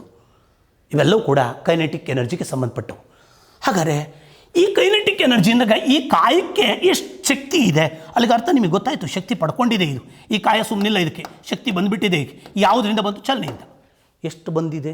ಹಾಗಾದರೆ ಈಗ ನಾವು ಸೂತ್ರ ಬೇಕಾಗುತ್ತೆ. ಈಗ ಅಲ್ಲಿಗೆ ಅರ್ಥ kinetic energy is equal to kinetic energy half mv² half mv². Once again ನಾನೀಗ ಹೇಳ್ತಾ ಇದ್ದೀನಿ, ಇದಕ್ಕೆ ಶಕ್ತಿ ಬಂದಿದೆ. ಎಷ್ಟಿದೆ ಅಂತ ಕಂಡುಹಿಡಿಬೇಕು ಅಂದರೆ ಫಾರ್ಮುಲಾ ಬೇಕು. ನೋ ಡೌಟ್ ಅಟ್ ಆಲ್ ನಿಮಗೆ ಶಕ್ತಿ ಇದೆ ಅಂತ ಗೊತ್ತಾಗಿದೆ. ನಿಮಗೆ ಎಷ್ಟೈತೆ ಸರ್ ಶಕ್ತಿ? ನಂಗೆ ಗೊತ್ತಾಗ್ತಾ ಇಲ್ಲ. Use the formula. ಡೈರೆಕ್ಟಾಗಿ ಕೇಳಿದ್ದಾನೆ, ಕೈನೆಟಿಕ್ ಎನರ್ಜಿ ಕಂಡುಹಿಡಿಯುವಂಥ ಸೂತ್ರ ಯಾವುದು ಅಂತ ಕೇಳಿದ್ದಾನೆ. ಎಷ್ಟು ಸುಲಭ ಇದೆ. Half mv². ಪೊಟೆನ್ಷಿಯಲ್ ಎನರ್ಜಿಗೆ ದಟ್ಸ್ mgh. ಆ ಸ್ಟೂಡೆಂಟ್ಸ್ ಕೂಡ ತುಂಬ ಚೆನ್ನಾಗಿ ಅರ್ಥ ಮಾಡ್ಕೋಬೋದು. ಈಗ ನಾನು ಸ್ವಲ್ಪ ಬರ್ತೀನಿ. ಲೆಕ್ಕಾಚಾರ ಮಾಡೋದು ಹೆಂಗೆ? ಹೇಗೆ ಲೆಕ್ಕಾಚಾರ ಮಾಡೋದು? ಇಲ್ಲಿ ಗೊತ್ತಿರಲಿ ನಿಮಗೆ 2 ಅಂಶ ಗಮನಿಸಲೇಬೇಕು. ಒಂದು ಮಾಸ್ ಇದೆ. ಮಾಸ್ ಅಂದರೆ ಕನ್ನಡದಲ್ಲಿ ಏನಂತ ಕರೆದೆ? ದ್ರವ್ಯರಾಶಿ ಇದೆ. ಅಲ್ಲಿಗೆ ಆಲ್ರೆಡಿ ಹಿಂದಿ ಕ್ಲಾಸಲ್ಲಿ ಹೇಳಿದ್ದೆ. ಎರಡರಲ್ಲೂ ದ್ರವ್ಯರಾಶಿ ಇರಲೇಬೇಕು. ದ್ರವ್ಯರಾಶಿ ಅಂದರೆ ಮಾಸ್ ಅಂತೆ. ಇದನ್ನು ಯಾವುದ್ರಾಗ ಹೇಳಬೇಕು ಅಂತ ಹೇಳಿದೆ? ಯೂನಿಟ್ ಇಸ್ ಎ kg, ಕಿಲೋಗ್ರಾಮಲ್ಲಿ ಹೇಳಬೇಕು. ಮತ್ತೆ ಬರ್ತಾಯಿದ್ದೀನಿ. ಮಾಸ್ ಆಯಿತು. ವಾಟ್ ಇಸ್ ವಿ ಇಂದಾಗ ಇದು ಚಲಿಸುತ್ತೆ ಅಂದಮೇಲೆ that's called is a velocity. Velocity ಅಂದರೆ ವೇಗ. That's a metre per second. ಅಲ್ಲಿ unit metre per second. Unit metre per second. ಅದು ಪೊಲೀಸ್ ಕಾನ್ಸ್ಟೇಬಲ್ ಕೇಳಿದ್ದ. Metre per second S I unit ನಾನು ಮಾತಾಡ್ತಾ ಇರೋದು. ಈಗ ಇವನ್ನ ರೆಪ್ರೆಸೆಂಟ್ ಮಾಡ್ಬೇಕಾದ್ರೆ ಒಂದನ್ನು ಬರೆದಿದ್ದೀನಿ ಅಂದರೆ ಕೆ ಜಿಲೇ ಬರೆದಿದ್ದೀನಿ, ಇನ್ನೊಂದು ಹೇಳ್ಬೇಕಾದ್ರೆ ಮೀಟ್ರ್ ಪರ್ ಸೆಕೆಂಡಾಗಿ ಹೇಳಿದ್ದೀನಿ ಅಂತ ಅರ್ಥ. ಈಗ ಲೆಕ್ಕ ಮಾಡಬೇಕು. ಒಂದು ಕಾಯನ ಎತ್ಕೊತೀನಿ. ಈಗ ಒಂದು ಕಾಯನ ಚಲಿಸ್ತಾ ಇದೆ. ಈ ಕಾಯ ಚಲಿಸ್ತಾ ಇದೆ. ಚಲಿಸ್ತಾ ಇದೆ ಅಂದರೆ ನಥಿಂಗ್ ಬಟ್ ಯಾವ ಎನರ್ಜಿ ಅಂತ ಗೊತ್ತಾಯಿತು ನಿಮಗೀಗ? Kinetic energy. ಕನ್ನಡದಲ್ಲಿ ಚಲನ ಶಕ್ತಿ. ಇದಕ್ಕೆ ಎಷ್ಟು ಶಕ್ತಿ ಇದೆ ಅಂತ, ಯಾವ ಶಕ್ತಿ ಗೊತ್ತಿದೆ, ಎಷ್ಟು ಶಕ್ತಿ ಅಂತ ಕಂಡುಹಿಡಿಬೇಕು. ಹಾಗಾದ್ರೆ we are applying the formula. That's a kinetic energy is equal to half mv² ಅಂದೆ. ಭಾಳ ಇಂಪಾರ್ಟೆಂಟು. ಹಾಫ್ ಕಾನ್ಸ್ಟೆಂಟು ಯಾವಾಗಲೂ ಎಲ್ಲ ಫಾರ್ಮುಲಾ ಹಾಕ್ಕೊಂತೀನಿ. ಎಮ್ ಮಾಸ್ ಅದು 2 kg ಇದೆ. ಮಾಸ್ 2 kg ಇದೆ. 2 ಬರ್ಕೊಂಡು 2 ಅಂತ ಬರೆದ್ರೆ ಅಂಡರ್ಸ್ಟುಡ್ ಗ್ರಾಮ್ಸ್ ಅಲ್ಲ, ಅದು ಟನ್ನು ಅಲ್ಲ. ಏನಂತ? ಯಾಕೆ ನಾವು ಸಾಮಾನ್ಯವಾಗಿ ಬರಿಬೇಕಾದ್ರೆ ಮಾಸನ್ನು ಕೆ ಜಿಲೇ ಬರಿಬೇಕು. ಇಂಟು ಇದು 4 ಮೀಟರ್ ಪರ್ ಸೆಕೆಂಡಂಗೆ ಹೋಗ್ತಾ ಇದೆ. ಅಲ್ಲಿಗೆ ಅರ್ಥ 4 ಹಾಕ್ಬಿಟ್ಟೆ ನಾನೀಗ. 4 ಬರೀ 4 ಹಾಕಲ್ಲ, ಜೊತೆಗೆ ಸ್ಕ್ವೇರ್ ಹಾಕಬೇಕು, ಯಾಕೆಂದರೆ ಫಾರ್ಮುಲಾದಲ್ಲಿದೆ. ಈಗ ಬರ್ತೀನಿ ನಾನೀಗ. ಹೋಯಿತು. ಮೊದಲು 16, ಇದನ್ನು ಫಸ್ಟ್ ಮಾಡಬೇಕು ನಾನು. 16 ಅಲ್ಲಿಗೆ ಅರ್ಥ ಮತ್ತೆ ಇದು ಮಾಡ್ತಾ ಬರ್ತೀನಿ. 4 16. 16 ಏನದು? ಜೂಲ್ಸ್. ಬೊಡಮಸ್ ಪ್ರಕಾರ 4² 16 ಮಾಡಬೇಕು. 16 ಮಾಡ್ಕೊಂಬರ್ಬೇಕು. ಅರ್ಥ 16 ಇವೆರಡಕ್ಕೆ 2 ಆಯಿತು. 16 ಏನನ್ನು ಬರೆದಿದ್ದೀನಿ ಮತ್ತೆ ಒಂದು ಸೆಕೆಂಡ್. ಪೊಟೆನ್ಷಿಯಲ್ ಎನರ್ಜಿ ಆಗ್ಬೋದು, ಕೈನೆಟಿಕ್ ಎನರ್ಜಿ ಆಗ್ಬೋದು. We must represent in the form of a joule. ಎಷ್ಟು ಜೂಲ್ ಇದೆ? 16 ಜೂಲ್ಸ್. ಏನು ಈ ಕಾಯದ ಶಕ್ತಿಯು ಜೂಲ್ಸ್. ಎಷ್ಟು ಜೂಲ್ಸ್ ಇದೆ? ಹಂಗಾರೆ ಕೈನೆಟಿಕ್ ಎನರ್ಜಿ ಎಷ್ಟಿದೆ ಅಂದರೆ 16 ಜೂಲ್ಸ್ ಇದೆ. ಜೂಲಾಗೆ ಯಾಕೆ ಹೇಳಿದ್ರೆ ಇಂಟರ್ನ್ಯಾಷನಲ್ಲು. ಇನ್ನೂ ಒಂದು ರೂಪದಲ್ಲಿ ಹೇಳ್ಬೋದು, ಕ್ಯಾಲೋರಿಗೆ. We can convert 1 calorie is equal to 4.18 ಜೂಲ್ಸ್ಗೆ ಸಮ. ಕನ್ವರ್ಟ್ ಮಾಡ್ಕೋಬೋದು ಬೇಕಾದ್ರೆ ನಾನು. ಅಲ್ಲಿಗೆ ಅರ್ಥ ಇದರ ಕೈನೆಟಿಕ್ ಎನರ್ಜಿ ಎಷ್ಟು ಅಂದರೆ, ಇದರ ಕಾಯದ ಕೈನೆಟಿಕ್ ಎನರ್ಜಿ ಎಷ್ಟು ಅಂದರೆ 60. Sir if the velocity is more ಅಂದರೆ, ವೆಲಾಸಿಟಿ ಮೋರ್ ಆಗ್ತಿದ್ದಂಗೆ ಆಟೋಮೆಟಿಕಲಿ ಎನರ್ಜಿ ಮೋರ್ ಆಗುತ್ತೆ. ಹಂಗಾರೆ ಇಲ್ಲಿ ಡಿಪೆಂಡ್ ಆಗಿರೋ ಅಂಶ ಯಾವ್ಯಾವುದು ಅಂದರೆ ಆ ಕಾಯದ ಮಾಸು ಮತ್ತು ಇನ್ನೊಂದೇನೆಂದರೆ ವೆಲಾಸಿಟಿ. ಅಲ್ಲಿಗೆ ಅರ್ಥ ದ್ರವ್ಯರಾಶಿ ಮತ್ತು ಇನ್ನೊಂದು ವೇಗವನ್ನು ಅವಲಂಬಿಸಿವೆ. ಸೇಮ್ ಕಾಯ ಒಂದರ ವೆಲಾಸಿಟಿ ಜಾಸ್ತಿ ಆಯಿತು ಅಂದರೆ ಅದರ ಎನರ್ಜಿ ಜಾಸ್ತಿ ಆಗ್ತದೆ. 2 ಚೆಂಬು ನೀರು ತಗೊಂಡಿದ್ದೀನಿ. ನೀರನ್ನು ಒಂದು ಚೆಂಬನ್ನು ನಿಧಾನವಾಗಿ ಬಿಡ್ತೀನಿ, ಇನ್ನೊಂದು ಚೆಂಬಿ ನೀರನ್ನು ಫಾಸ್ಟಾಗಿ ಬಿಡ್ತೀನಿ. ಅದಕ್ಕೆ ಶಕ್ತಿ ಜಾಸ್ತಿ. ಯಾಕೆ ಸರ್ ಶಕ್ತಿ ಜಾಸ್ತಿ ಆಯಿತು ಅಂದರೆ ವೇಗ. ಅಲ್ಲಿಗೆ it depends upon the velocity. ಅಲ್ಲಿಗೆ ಕೈನೆಟಿಕ್ ಎನರ್ಜಿನಲ್ಲಿ ಮಾಸು ಮತ್ತು ವೆಲಾಸಿಟಿ ಇಂಪಾರ್ಟೆಂಟ್ ಆದರೆ ಪೊಟೆನ್ಷಿಯಲ್ ಎನರ್ಜಿನಲ್ಲಿ ಹೈಟು ಮತ್ತು mass important. This are most important factors. ಯಾವುದ್ರಾಗೆ? Kinetic energy. ಸರಿ, ಒಂದು ಎಕ್ಸಾಮಲ್ಲಿ ಒಂದು ಪ್ರಶ್ನೆಯನ್ನು ಕೇಳಿದ್ದಾನೆ ಪೊಲೀಸ್ ಡಿಪಾರ್ಟ್ಮೆಂಟಲ್ಲಿ ಕೂಡ. ಸುಮಾರು ಸಾರಿ ರಿಪೀಟ್ ಆಗಿದೆ. UPSCನಲ್ಲಿ ಬಂದಿದ್ದನ್ನು ತೆಗೆದು ನಮ್ಮಲ್ಲಿ KPSCನಲ್ಲಿ ಮತ್ತು ಪೊಲೀಸ್ ಡಿಪಾರ್ಟ್ಮೆಂಟಾಗಿ ಕ್ವಶನ್ಸನ್ನು ರಿಪೀಟ್ ಹೊಡೆದ್ರು. ಏನು ಮಾಡಿದರು ಅಂದರೆ ಒಂದು ಪ್ರಶ್ನೆ ಫ್ರೇಮ್ ಮಾಡಿದ್ದಾರೆ. ಏನದು? ಇಲ್ಲೇ ಎತ್ಕೊಂಡ್ಬಿಡ್ತೀನಿ ನಾನೀಗ. ಒಂದು ಕಾಯದ ವೇಗವನ್ನು ದ್ವಿಗುಣಗೊಳಿಸಿದಾಗ, ಹಂಗಾರೆ ಈ ಕಾಯ ಹೋಗ್ತಿತ್ತಲ್ಲ, ಆ ವೇಗವನ್ನು ಏನು ಮಾಡಿದ್ವಿ? ದ್ವಿಗುಣಗೊಳಿಸಿದ್ವಿ. ಅಲ್ಲಿಗೆ ಅರ್ಥ ವೆಲಾಸಿಟಿಯನ್ನು ಇನ್ಕ್ರೀಸ್ ಮಾಡಿದ್ದೀನಿ, ಡಬಲ್ ಮಾಡಿದ್ದೀನಿ. ಇನ್ನೊಂದು ಸಾರಿ ಓದ್ತೀನಿ. ಒಂದು ಕಾಯದ ವೇಗವನ್ನು ದ್ವಿಗುಣಗೊಳಿಸಲಾಗಿದೆ. ಅಲ್ಲಿಗೆ ಅರ್ಥ ಈಗೇನು ತಗೊಂಡಿದ್ದು ನಾವು? 4 ಮೀಟರ್ಸ್ ಪರ್ ಸೆಕೆಂಡ್ ತಗೊಂಡಿದ್ದು. ಈ ಕಾಯ ಹಂಗೆ ಹೋಗ್ತಾಯಿತ್ತು ಅಂತ. ಅಲ್ಲಿಗೆ ಅರ್ಥ ಈ ಕಾಯದ ವೇಗವು ಎಷ್ಟಿದೆ ಅಂದರೆ 4 metre per second, 4 metre per second. ಅವ್ರು ಕ್ವಶನ್ಗೆ ಏನು ಕೊಟ್ಟವ್ರೆ? ಈ ಕಾಯದ ವೇಗವನ್ನು ದ್ವಿಗುಣಗೊಳಿಸಲಾಗಿದೆ. ಮಾಸ್ ಚೇಂಜ್ ಮಾಡಿಲ್ಲ. ಮಾಸು 2 kg ಇದೆ, 2 kg ಇದೆ. ಅಲ್ಲಿಗೆ ಅರ್ಥ ಎರಡನೇ ಸಂದರ್ಭ ಬರ್ತಿದ್ದೀನಿ ನಾನೀಗ. ಎರಡನೇ ಸಂದರ್ಭ ಅಂದರೆ ಕಾಯವನ್ನು ಅದೇ ಥರದ ಕಾಯವನ್ನು, ಅದೇ ಸೇಮ್ ಮಾಸಿನ ಕಾಯವನ್ನು ತಗೊಂಡಿದ್ದೀನಿ. ಇಲ್ಲಿ ನಾನು ವೇಗವನ್ನು ಏನು ಮಾಡ್ತಾ ಇದ್ದೀನಿ ಗೊತ್ತಾ? ದ್ವಿಗುಣಗೊಳಿಸ್ತಾ ಇದ್ದೀನಿ. ದ್ವಿಗುಣಗೊಳಿಸ್ತೀನಿ ಅಂದರೆ 8 ಮೀಟರ್ ಪರ್ ಸೆಕೆಂಡ್. ಲೆಕ್ಕ ಇದು ತುಂಬ ಸಾರಿ ರಿಪೀಟ್ ಆಗಿದೆ, ಕೇಳ್ತಾ ಹೋಗ್ತಾರೆ. ಇವನ್ ಆ ಸ್ಟೂಡೆಂಟ್ಸು ಮಾಡ್ಬೋದು. ಯಾಕೆ ಮಾಡ್ಬೋದು ಅಂದರೆ ಕಾನ್ಸ್ಟೆಂಟು ಏನದು? Mass is constant. ಇದರ ಮಾಸ್ ಎಷ್ಟು ಅಂದರೆ, ಮಾಸನ್ನು ನಾವು ಯಾವುದ್ರಾಗ ಹೇಳಿದ್ದೀವಿ? ಕಿಲೋಗ್ರಾಮ್ಸಲ್ಲಿ 2 kg ಇದೆ. ಇದರ ಮಾಸ್ ಕೂಡ ಎಷ್ಟಿದೆ? ದಟ್ಸ್ 2 kg ಇದೆ, 2 kg ಇದೆ. ಇಲ್ಲಿ ಅವ್ನು ಲೆಕ್ಕದಲ್ಲಿ ಏನು ಮಾಡಿಲ್ಲ? ಮಾಸನ್ನು ಚೇಂಜ್ ಮಾಡಿಲ್ಲ. Is changed the velocity. ಅದೇ ಕಾರ್ಯವನ್ನು ವೇಗವನ್ನು ಹೆಚ್ಚು ಮಾಡಿದ್ದಾನೆ. ಇಟ್ಸ್ ಕಾಲ್ಡ್ ಸೇ ಇದು ವೆಲಾಸಿಟಿ ಜಾಸ್ತಿ ಆಗಿದೆ, ಇದ್ರ ವೆಲಾಸಿಟಿ ಇದು, ಇದ್ರ ವೆಲಾಸಿಟಿ ಇದು. ಅಲ್ಲಿಗೆ ಅರ್ಥ ವೆಲಾಸಿಟಿನ ಏನು ಮಾಡ್ಯವ್ರೆ, ಡಬ್ಬಲ್ ಮಾಡ್ಯವ್ರೆ. ಆಗ ಅವನು ಕೇಳ್ತವನೆ ಇದರಲ್ಲಿ ಕೈನೆಟಿಕ್ ಎನರ್ಜಿನಲ್ಲಿ ಏನಾಗುತ್ತೆ ಅಂತ. ಫಸ್ಟ್ ಆಪ್ಷನ್ನು ವೇಗವನ್ನು ಹೆಚ್ಚು ಮಾಡಿದಾಗ 2ರಷ್ಟು ಶಕ್ತಿ ಹೆಚ್ಚಾಗುತ್ತದೆ, 3ರಷ್ಟು ಆಗುತ್ತದೆ, 4ರಷ್ಟು ಆಗುತ್ತದೆ, 5ರಷ್ಟು ಆಗುತ್ತದೆ. ಈಗ ನಮಗನ್ಸುತ್ತೆ ಡಬ್ಬಲ್ ಮಾಡ್ಯವ್ರೆ ಅಂದರೆ ಡಬ್ಬಲ್ ಆಗುತ್ತೆ ಅಂತ. ನೋಡಿ ಈಗ ಗಮನಿಸಬೇಕು. ಸೇಮ್ ತಗೊಂತೀನಿ ನಾನೀಗ ಒಂದು ಲೆಕ್ಕ ಮಾಡಿಬಿಡೋಣ. ಈಗ ನಾನು 2 ತಗೊಂಡಿದ್ದೀನಿ, ಮೊದಲನೇ ಲೆಕ್ಕದ್ದು ಮಾಡಿಬಿಟ್ಟಿದ್ದೀನಿ. ಫಸ್ಟು ಒಂದೇನು ಮಾಡಿದ್ದೀನಿ, ಒಂದು ಇದರ ಮಾಸು 2 kg ಇದೆ, ಅಲ್ಲಿಗೆ ವೇಗ 4 ಮೀಟರ್/ಸೆಕೆಂಡ್ ಇದೆ. ಇದೇ ಲೆಕ್ಕನ ಯೂಸ್ ಮಾಡ್ಕೊತೀನಿ, ವೆಲಾಸಿಟಿನ ರೈಸ್ ಮಾಡ್ತೀನಿ. ಅರ್ಥ ಆಗಲಿಲ್ಲ ಅಂದರೆ ಇನ್ನೊಂದು ರೌಂಡ್ ಬಂದು ನೋಡ್ಕೋಬೇಕು. ನಿಲ್ಲಿಸಿ ಬರ್ಕೊಂಡು ಮಾಡಿದ್ರೆ 100% ಆಗುತ್ತೆ. ನಾನು ಕೇವಲ ಏನು ಚೇಂಜ್ ಮಾಡ್ತಾ ಇದ್ದೀನಿ, ಡೇಟಾನ, ಸೂತ್ರ ಚೇಂಜ್ ಮಾಡ್ತಾ ಇಲ್ಲ, ಮಾಸ್ ಚೇಂಜ್ ಮಾಡ್ತಾ ಇಲ್ಲ, ವೆಲಾಸಿಟಿ ಚೇಂಜ್ ಮಾಡ್ತಾ ಇದ್ದೀನಿ. ಇಲ್ಲಿ ಕೊಡೋಣ KE = ½ mE². I am applying the same formula. Half is constant, half mass is constant. 4 ಬದಲಿಗೆ ಇಲ್ಲಿ 4 ಬದಲಿಗೆ 8 ಮಾಡಿದ್ದೀನಿ, ಡಬ್ಬಲ್ ಮಾಡೈತೆ. ಅಲ್ಲಿಗೆ ಅರ್ಥ 8². ಈಗ ನಿಮ್ಗೆ ಅರ್ಥ ಆಗ್ತಾ ಇದೆ. ಈಗ ನಾನು ಕ್ಯಾಲ್ಕುಲೇಷನ್ಸ್ ಮಾಡಬೇಕಷ್ಟೆ. ಈಗ ಬರ್ಕೊಂಡಿದ್ದೀನಿ, 1/2 × 2 8 × 64 64.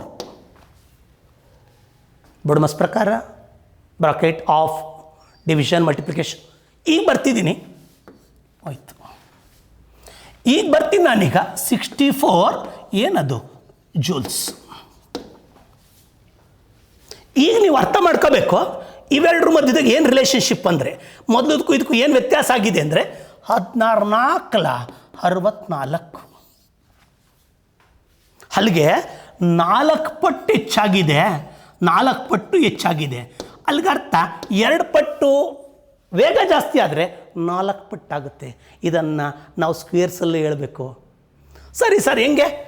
2 ಪಟ್ಟು ಹೆಚ್ಚಾಗಿದೆ ಅಂದರೆ 2² = 4 ಟೈಮ್ಸ್ ಹೆಚ್ಚಾಗಿದೆ. 3 ಪಟ್ಟು ಹೆಚ್ಚಾಗುತ್ತೆ ಅಂದರೆ 9 ಪಟ್ಟು ಹೆಚ್ಚಾಗುತ್ತೆ. 4 ಪಟ್ಟು ಹೆಚ್ಚಾಗುತ್ತೆ ಅಂದರೆ 16 ಪಟ್ಟು ಹೆಚ್ಚಾಗುತ್ತೆ.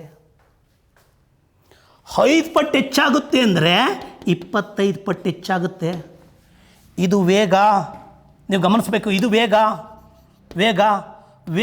2 ಪಟ್ಟು ಹೆಚ್ಚಾಗೈತೆ ಅಂದರೆ ಶಕ್ತಿ, ಯಾವ ಶಕ್ತಿ? ಚಲನಾ ಶಕ್ತಿ 4 ಪಟ್ಟು ಹೆಚ್ಚಾಗುತ್ತೆ. ಹಂಗಾರೆ ನಾವು ಅದೇನು ಹೇಳ್ತಾನೋ, ಎಷ್ಟು ಪಟ್ಟು ಅಂತ ಹೇಳ್ತಾನೋ ಅದನ್ನು ಸ್ಕ್ವೇರ್ಸಲ್ಲಿ ಕ್ಯಾಲ್ಕುಲೇಷನ್ಸ್ ಮಾಡಬೇಕು. ಸಣ್ಣದಾಗಿ ಒಂದು ಎಕ್ಸಾಂಪಲ್ ಕೊಡೋಣ. ಒಂದು ಕಾಯದ ವೇಗವನ್ನು 5 ಪಟ್ಟು ಹೆಚ್ಚಿಸಲಾಗಿದೆ. 5 ಪಟ್ಟು ಹೆಚ್ಚಿಸಲಾಗಿದೆ ಅಂದರೆ 25 ಪಟ್ಟು ಎನರ್ಜಿ ಜಾಸ್ತಿ ಆಗ್ತದೆ. ಇದನ್ನು ಸುಮಾರು ಸ್ಪರ್ಧಾತ್ಮಕ ಪರೀಕ್ಷೆಗಳಲ್ಲಿ ಕೇಳ್ತಾ ಇದ್ದಾರೆ. ಸ್ವಲ್ಪ ನೀವು ಗಮನಿಸಿ ನೋಡಿಕೊಂಡ್ರೆ 100% ಒಳ್ಳೆಯ ಅಂಕಗಳನ್ನು ತೆಗಿಬೋದು. ಜೊತೆಗೆ ಈ ಯಾವ ಟೈಪು ಅಂತ ನೋಡ್ಬೋದು. ಬೀಸೋ ಗಾಳಿ, ಹರಿಯೋ ನೀರು, ಜಲಪಾತ.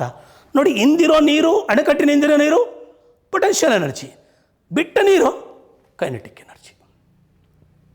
ಮುಂದೆ ಬರ್ತಾ ಇದ್ದೀನಿ. ಇಲ್ಲಿ ಭಾಳ ಮುಖ್ಯವಾದದ್ದೊಂದು ಲಾ ಇದೆ, the law of conservation of energy ಅಂತ.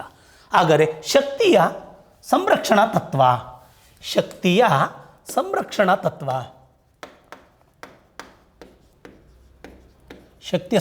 ತತ್ವ,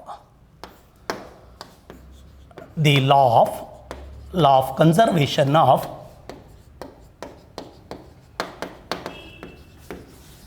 ಎನರ್ಜಿ.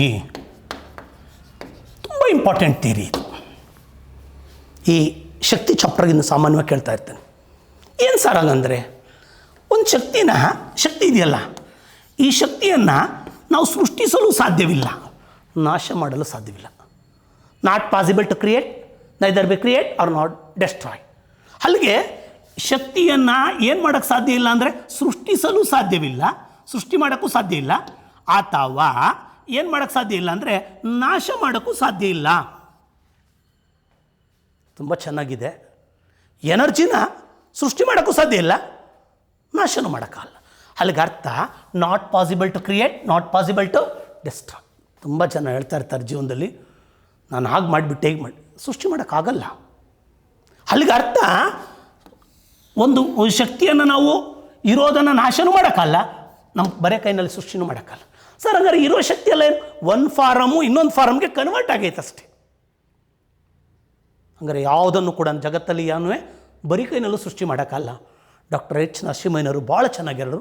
ನಮ್ಮ ರಾಜ್ಯ ಕಂಡಂಥ ಖ್ಯಾತ ವೈಜ್ಞಾನಿಕ ಮನೋಭಾವವನ್ನು ಹೊಂದಿದ್ದಂಥ ವಿಜ್ಞಾನಿ ಕೂಡ ಹೌದು, ಸಾಹಿತಿ ಕೂಡ ಹೌದು, ಮತ್ತು ಗಾಂಧಿವಾದಿ, ನ್ಯಾಷನಲ್ ಕಾಲೇಜನ್ನು ಸಂಸ್ಥಾಪಿಸಿದಂಥ ಮಹಾನ್ ವ್ಯಕ್ತಿ. ಅವ್ರು ಹೇಳ್ತಾಯಿದ್ರು ಯಾವಾಗಲೂ ಏನನ್ನು ಕೂಡ ಶೂನ್ಯದಲ್ಲಿ ಸೃಷ್ಟಿ ಮಾಡೋಕ್ಕಲ್ಲ. ಮಂತ್ರ ತಂತ್ರ ಮಾಡ್ತಾ ಇದ್ದಂಥವ್ರಿಗೆ ಬಹುಪಾಲು ಸವಾಲನ್ನು ಹಾಕೋರು, ನೀವು ಬರೀ ಕೈನಲ್ಲಿ ಬೂದಿಯನ್ನು ಕೊಡ್ತೀರಾ, ಉಂಗುರ ಕೊಡ್ತೀರಾ, ನನಗೊಂದು ಕುಂಬಳಕಾಯಿ ಕೊಡಿ ಅಂತ ಹೇಳೋರು. ಯಾಕೆಂದರೆ ಬೂದಿ ಉಂಗುರ ಇವನ್ನೆಲ್ಲ ಎಲ್ಲಿ ಬೇಕಾದ್ರೂ ಇಟ್ಕೋಬೋದು. ಯಾಕೆಂದರೆ ಫಿಸಿಕ್ಸಲ್ಲಿ ಹೇಳ್ತಾ ಬರ್ತದೆ ಯಾವುದನ್ನು ಕೂಡ ಬರೀ ಕೈನಲ್ಲಿ ಏನು ಮಾಡೋಕ್ಕಲ್ಲ, ಸೃಷ್ಟಿ ಮಾಡೋಕ್ಕಲ್ಲ. ನೀವು ಕುಂಬಳಕಾಯಿ ಯಾಕೆ ಕೊಡೋಕ್ಕಲ್ಲ ಅಂದರೆ ಅದನ್ನು ಇಟ್ಕೊಳಕ್ಕಾಗಲ್ಲ ಅಂತ. ಅಲ್ಲಿಗೆ ಅರ್ಥ ಶೂನ್ಯದಿಂದ ಏನನ್ನು ಕೂಡ ಏನು ಮಾಡೋಕ್ಕಲ್ಲ, ಸೃಷ್ಟಿ ಮಾಡೋಕ್ಕಾಗಲ್ಲ. ತುಂಬ ಜನ ಹೇಳ್ತಿರ್ತಾರೆ ನಾನು ಅದು ಮಾಡಿಬಿಟ್ಟೆ, ಯಾವುದನ್ನು ಸೃಷ್ಟಿ ಮಾಡೋಕ್ಕೆ ಸಾಧ್ಯ ಇಲ್ಲ, ಮತ್ತು ನಾಶನೂ ಮಾಡೋಕ್ಕಾಗಲ್ಲ. ಭಾಳ ಚೆನ್ನಾಗಿ ಹೇಳ್ತಾರೆ. ಅಲ್ಲಿಗೆ ಅರ್ಥ ಒಂದು ರೂಪದ ಸಾಧ್ಯನೇ ಇಲ್ಲ. ಏನು ಸಾಧ್ಯ ಇಲ್ಲ ಅಂತಂದರೆ ಇದನ್ನು ಮಾಡೋದಕ್ಕೆ ಸಾಧ್ಯ ಯಾಕೆಲ್ಲೂ ಆಗಲ್ಲ ಅಂತ ಹೇಳ್ತಾ ಬರ್ತದೆ. ಯಾವುದದು ತತ್ವ? ಸಂರಕ್ಷಣಾ ತತ್ವ.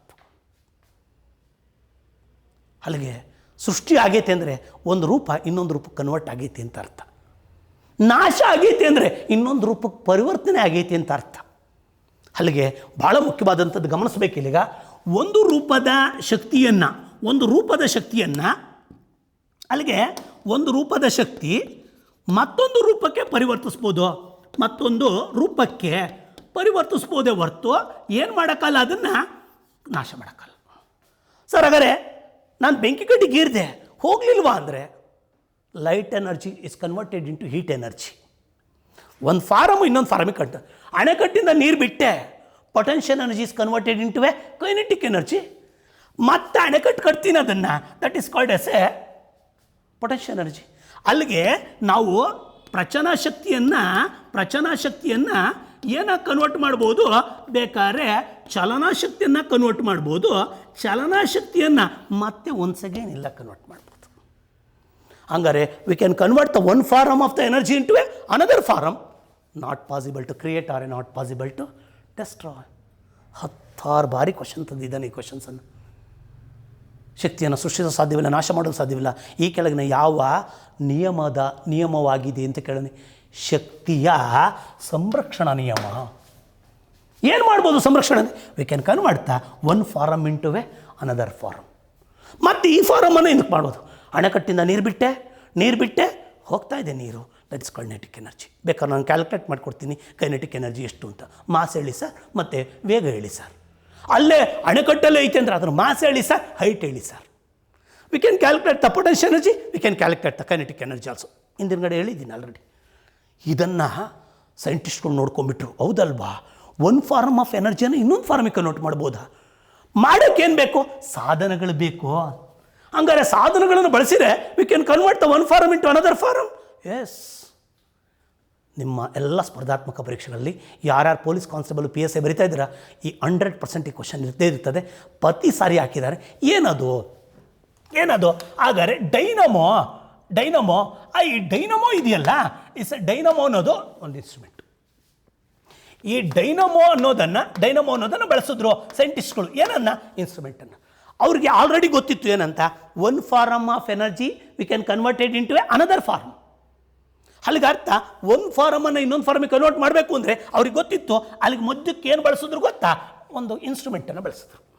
ಇದುವರೆಗೂ ಕೇಳಿರೋ ಕಾಂಪಿಟೇಟಿವ್ ಎಕ್ಸಾಮ್ಸಲ್ಲಿ ನೀವು ಯಾವ್ದಾರ PC ಮತ್ತು PSI ಪೇಪರ್ ತೆಗೀರಿ, ರಿಪೀಟೆಡ್ ಕ್ವಶನ್ಸು. ಏನು ಮಾಡಿರೋರು? ಅಲ್ಲಿಗೆ ಯಾಂತ್ರಿಕ ಶಕ್ತಿಯನ್ನು ಇಂಗ್ಲೀಷಲ್ಲಿ ಬಂದಾಗ ಮೆಕ್ಯಾನಿಕಲ್ ಎನರ್ಜಿಯನ್ನು we can converted into a electrical energy. ಅಲ್ಲಿಗೀಗ ಎಲೆಕ್ಟ್ರಿಕಲ್ ಎನರ್ಜಿ ಅಂದರೆ ವಿದ್ಯುತ್ ಶಕ್ತಿಯನ್ನಾಗಿ ಪರಿವರ್ತನೆ ಮಾಡ್ಬೋದು. ಅಲ್ಲಿಗೆ ವಿದ್ಯುತ್ ಶಕ್ತಿಯನ್ನಾಗಿ ಪರಿವರ್ತನೆ ಮಾಡ್ಬೋದು ಅಂತ ಗೊತ್ತಿತ್ತು ಮೊದಲೇ. ಒಂದು ಫಾರಮನ್ನು ಇನ್ನೊಂದು ಫಾರಮಿಗೆ ಕನ್ವರ್ಟ್ ಮಾಡಬೇಕು ಅಂದರೆ ಮಧ್ಯೆ ಏನು ಯೂಸ್ ಮಾಡಿದ್ರು ಇವಾಗ? ಅಲ್ಲಿಗೆ ಇವತ್ತ ನಮ್ಮ ವಿಜ್ಞಾನಿಗಳು ಅನೇಕ ಡಿವೈಸಸನ್ನು ಕಂಡುಹಿಡಿದು ಒಂದು ಫಾರಮನ್ನು ಇನ್ನೊಂದು ಫಾರಮ್ಗೆ ಬಳಕೆ ಮಾಡ್ತಾವ್ರೆ. They are using the conservation theory law. They are using the conservation law. They are invented the so many devices. ಹಂಗಾರೆ ಅವ್ರು ಇನ್ವೈಟ್ ಮಾಡವ್ರೆ, ನಮ್ಮ ಎಕ್ಸಾಮ್ ಪೇಪರ್ ಸೆಟ್ ಮಾಡೋರು ಏನು ಮಾಡವ್ರೆ, ಈ ಡಿವೈಸ್ ಕೊಡ್ತಾರೆ, ಏನು ಮಾಡುತ್ತೆ ಅಂತ ಕೇಳ್ತಾರೆ. ನೀವು ಮಾಡಬೇಕಾದ ಕೆಲಸ ಏನಂದರೆ, ನನ್ನ ಸೈನ್ಸ್ ಬುಕ್ಕಲ್ಲೂ ಬರೆದಿದ್ದೀನಿ, ಒಂದು 25-30 ಡಿವೈಸಸ್ ಬರೆದಿದ್ದೀನಿ. ಅದು ಓದೋದು ಹೆಂಗೆ ಅಂದರೆ, ಫಸ್ಟು ಇನ್ಪುಟ್ ಓದ್ಕೊಳ್ಳಿ, ಆಮೇಲೆ ಔಟ್ಪುಟ್ ಓದ್ಕೊಳ್ಳಿ. Input is nothing but first ಬರೋದೇ ಇನ್ಪುಟ್ಟು. ಫಸ್ಟ್ ಯಾವ್ದು ಬರೆದಿರ್ತಾರೋ ಇನ್ಪುಟ್ಟು, ಆ ಡಿವೈಸ್ ಹಾಕೋಕ್ಕಿಂತ ಮೊದಲು ಇನ್ಪುಟ್ಟು, ಮತ್ತೆ ಡಿವೈಸ್ ಕನ್ವರ್ಷನ್ ಮಾಡ್ತದೆ. ಆಲ್ರೆಡಿ ನಮಗೆ ಗೊತ್ತಿದೆ, we can convert the one form into another form, that's a electrical energy. ಈ ಕ್ವಶನ್ ಹೆಂಗೆ ತೆಗ್ದವನೇ ಅಂದರೆ, ಕ್ವಶನ್ ಭಾಳ ಚೆನ್ನಾಗಿ ತೆಗ್ದವನೇ. ಅಲ್ಲಿಗೆ ಯಾಂತ್ರಿಕ ಶಕ್ತಿಯನ್ನು ವಿದ್ಯುತ್ ಶಕ್ತಿಯನ್ನಾಗಿ ಪರಿವರ್ತಿಸುವ ಸಾಧನದ ಹೆಸರು ಡೈನಮೋ. ಏನು ಮಾಡುತ್ತೆ ಅಂದರೆ, ಫಸ್ಟ್ ವರ್ಡ್ಗೆ ಏನು ಬರಬೇಕು, ಮೆಕ್ಯಾನಿಕಲ್ ಟು ಎಲೆಕ್ಟ್ರಿಕಲ್. ಹಂಗಾರೆ ಪೆಡ್ಲಿಂಗ್ ಮಾಡ್ತೀನಿ ಸೈಕಲನ್ನು, ಡೈನಮೋ ಇತ್ತು, ಆಗ ಮುಂದ್ಗಡೆ ಲೈಟ್ ಎತ್ತದು. ಮೊದಲು ಪೆಡ್ಲಿಂಗ್ ಮಾಡಿದಾಗ ಆ ಡೈನಮೋ ಹೋತು.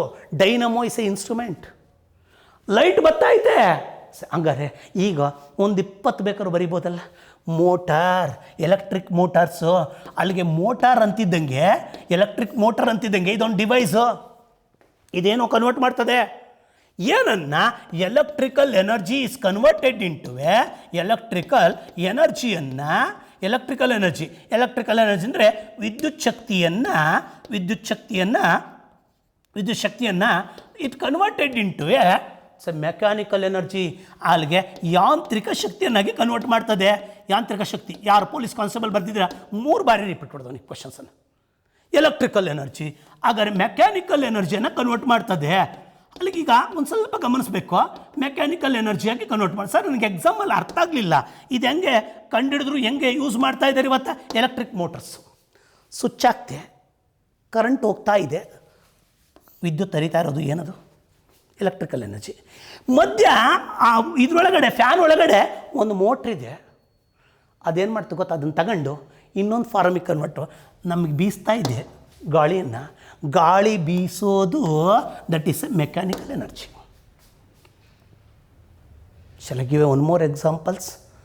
ಜನರೇಟರ್ ಇದೆಯಲ್ಲ, ಆ ಜನರೇಟರು ಇಟ್ಸ್ ಎ ಡಿವೈಸ್.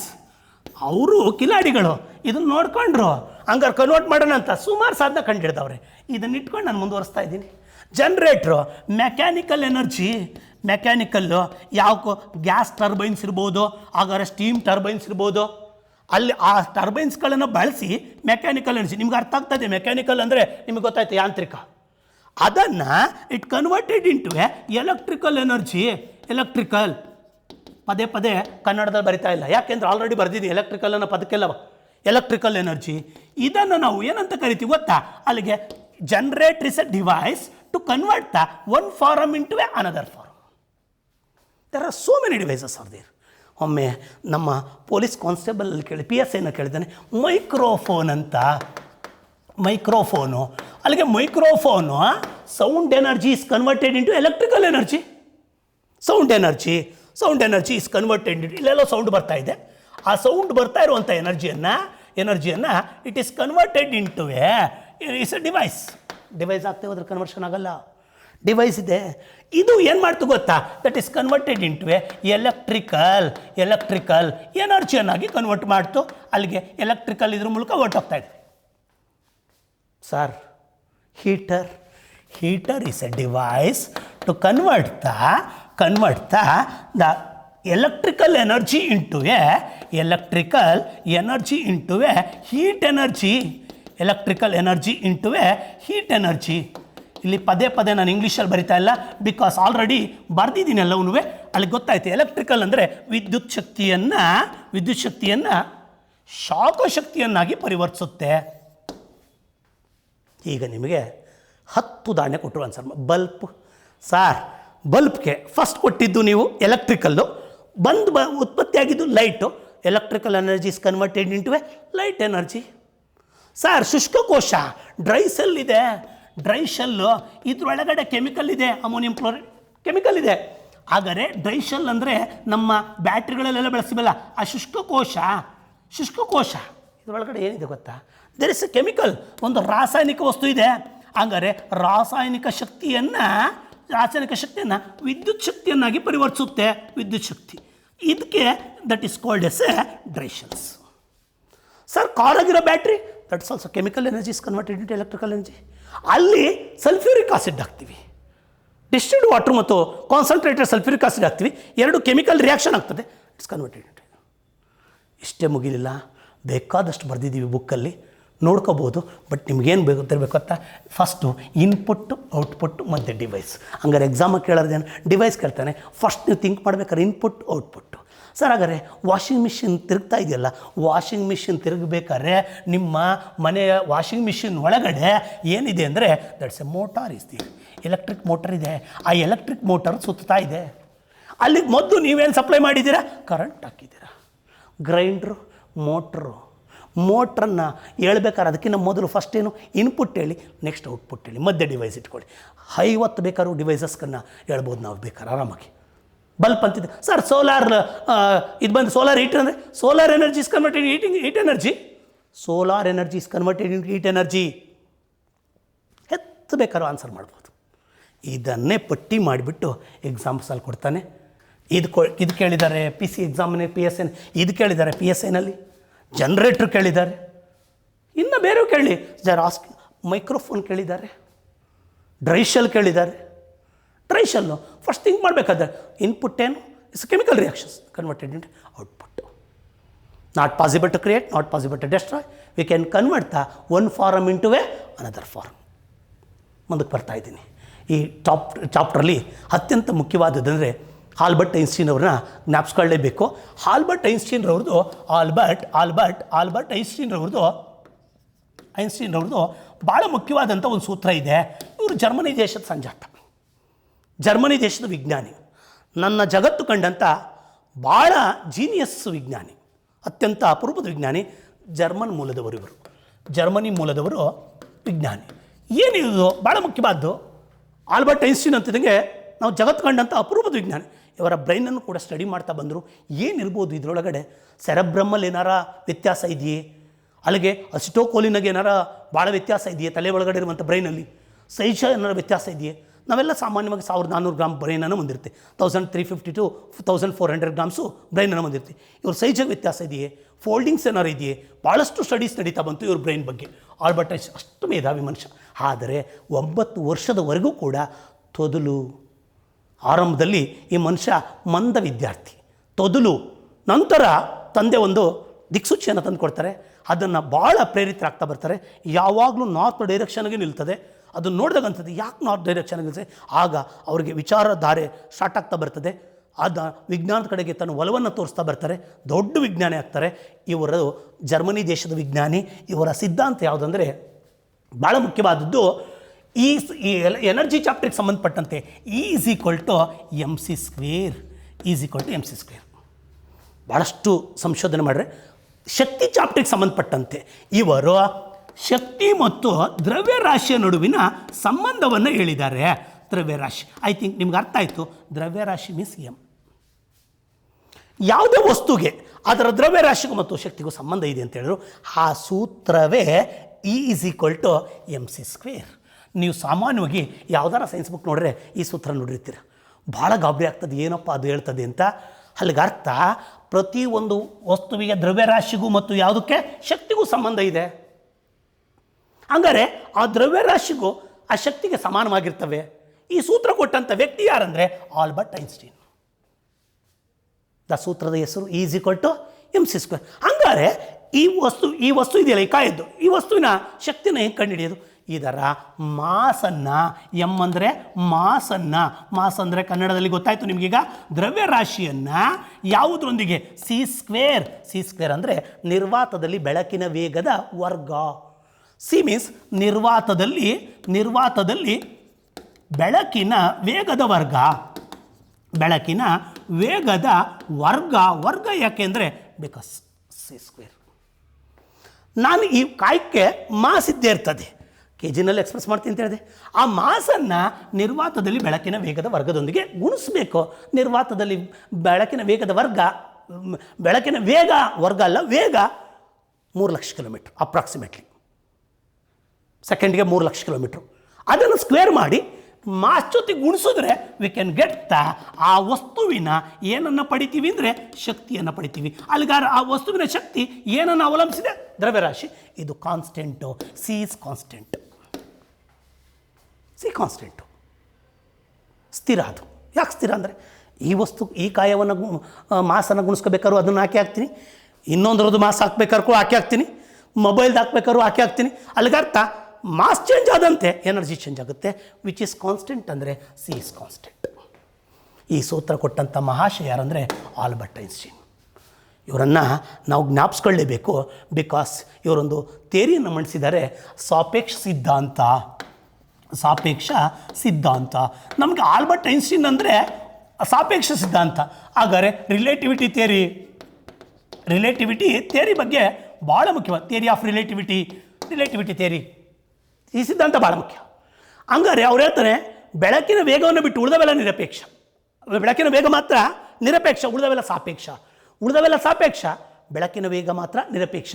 ಯಾವ ಸಿದ್ಧಾಂತ ಅದು? ಸಾಪೇಕ್ಷ ಸಿದ್ಧಾಂತ, ರಿಲೇಟಿವಿಟಿ ಥಿಯರಿ ಅಥವಾ ಥಿಯರಿ ಆಫ್ ರಿಲೇಟಿವಿಟಿ. ಮಂಡಿಸಿದವ್ರು ಯಾರು? ಇದು ಜಗದ್ವಿಖ್ಯಾತವಾದಂಥ ಥಿಯರಿ. ಅದನ್ನು ಆಲ್ಬರ್ಟ್ ಐನ್ಸ್ಟೀನ್ ಮಂಡಿಸಿದ್ದು. ಬೆಳಕಿನ ವೇಗ ಮಾತ್ರ ನಿರಪೇಕ್ಷ, ಉಳಿದವೆಲ್ಲ ಸಾಪೇಕ್ಷ. ಅಲ್ಲಿಗೆ ಸುಮಾರು ಬಾರಿ ಕೇಳಿದ್ದಾನೆ ರಿಲೇಟಿವಿಟಿ ಥಿಯರಿಯನ್ನು ಮಂಡಿಸಿದವರು ಯಾರು ಅಂತ. ಆಲ್ಬರ್ಟ್ ಐನ್ಸ್ಟೀನ್ ಅವರು ಮಂಡಿಸ್ತಾ ಬಂದರು. ಜಗದ್ವಿಖ್ಯಾತವಾದಂತಹ ಥಿಯರಿ. ಈಗ ಮೊನ್ನೆ ಹಾಗಾದರೆ ಬಿಗ್ ಬ್ಯಾಂಗ್ ಥಿಯರಿನಲ್ಲಿ ಇದನ್ನು ಸ್ವಲ್ಪ ಅಸತ್ಯ ಅಂತ ಹೇಳ್ತಾ ಇದ್ದಾರೆ. ಇದ್ರ ಬಗ್ಗೆ ಸ್ವಲ್ಪ ಚರ್ಚೆಗಳು ನಡೀತಾ ಇದೆ. ಹಿಗ್ಸ್ ಬೋಸಾನ್ ಅನ್ನುವಂಥ ಗಾಡ್ ಪಾರ್ಟಿಕಲನ್ನು ಕಂಡುಹಿಡಿದಾಗ ಇದ್ರ ಬಗ್ಗೆ ಸ್ವಲ್ಪ ಸಂಶಯವನ್ನು ವ್ಯಕ್ತಪಡಿಸ್ತಾ ಬಂದರು.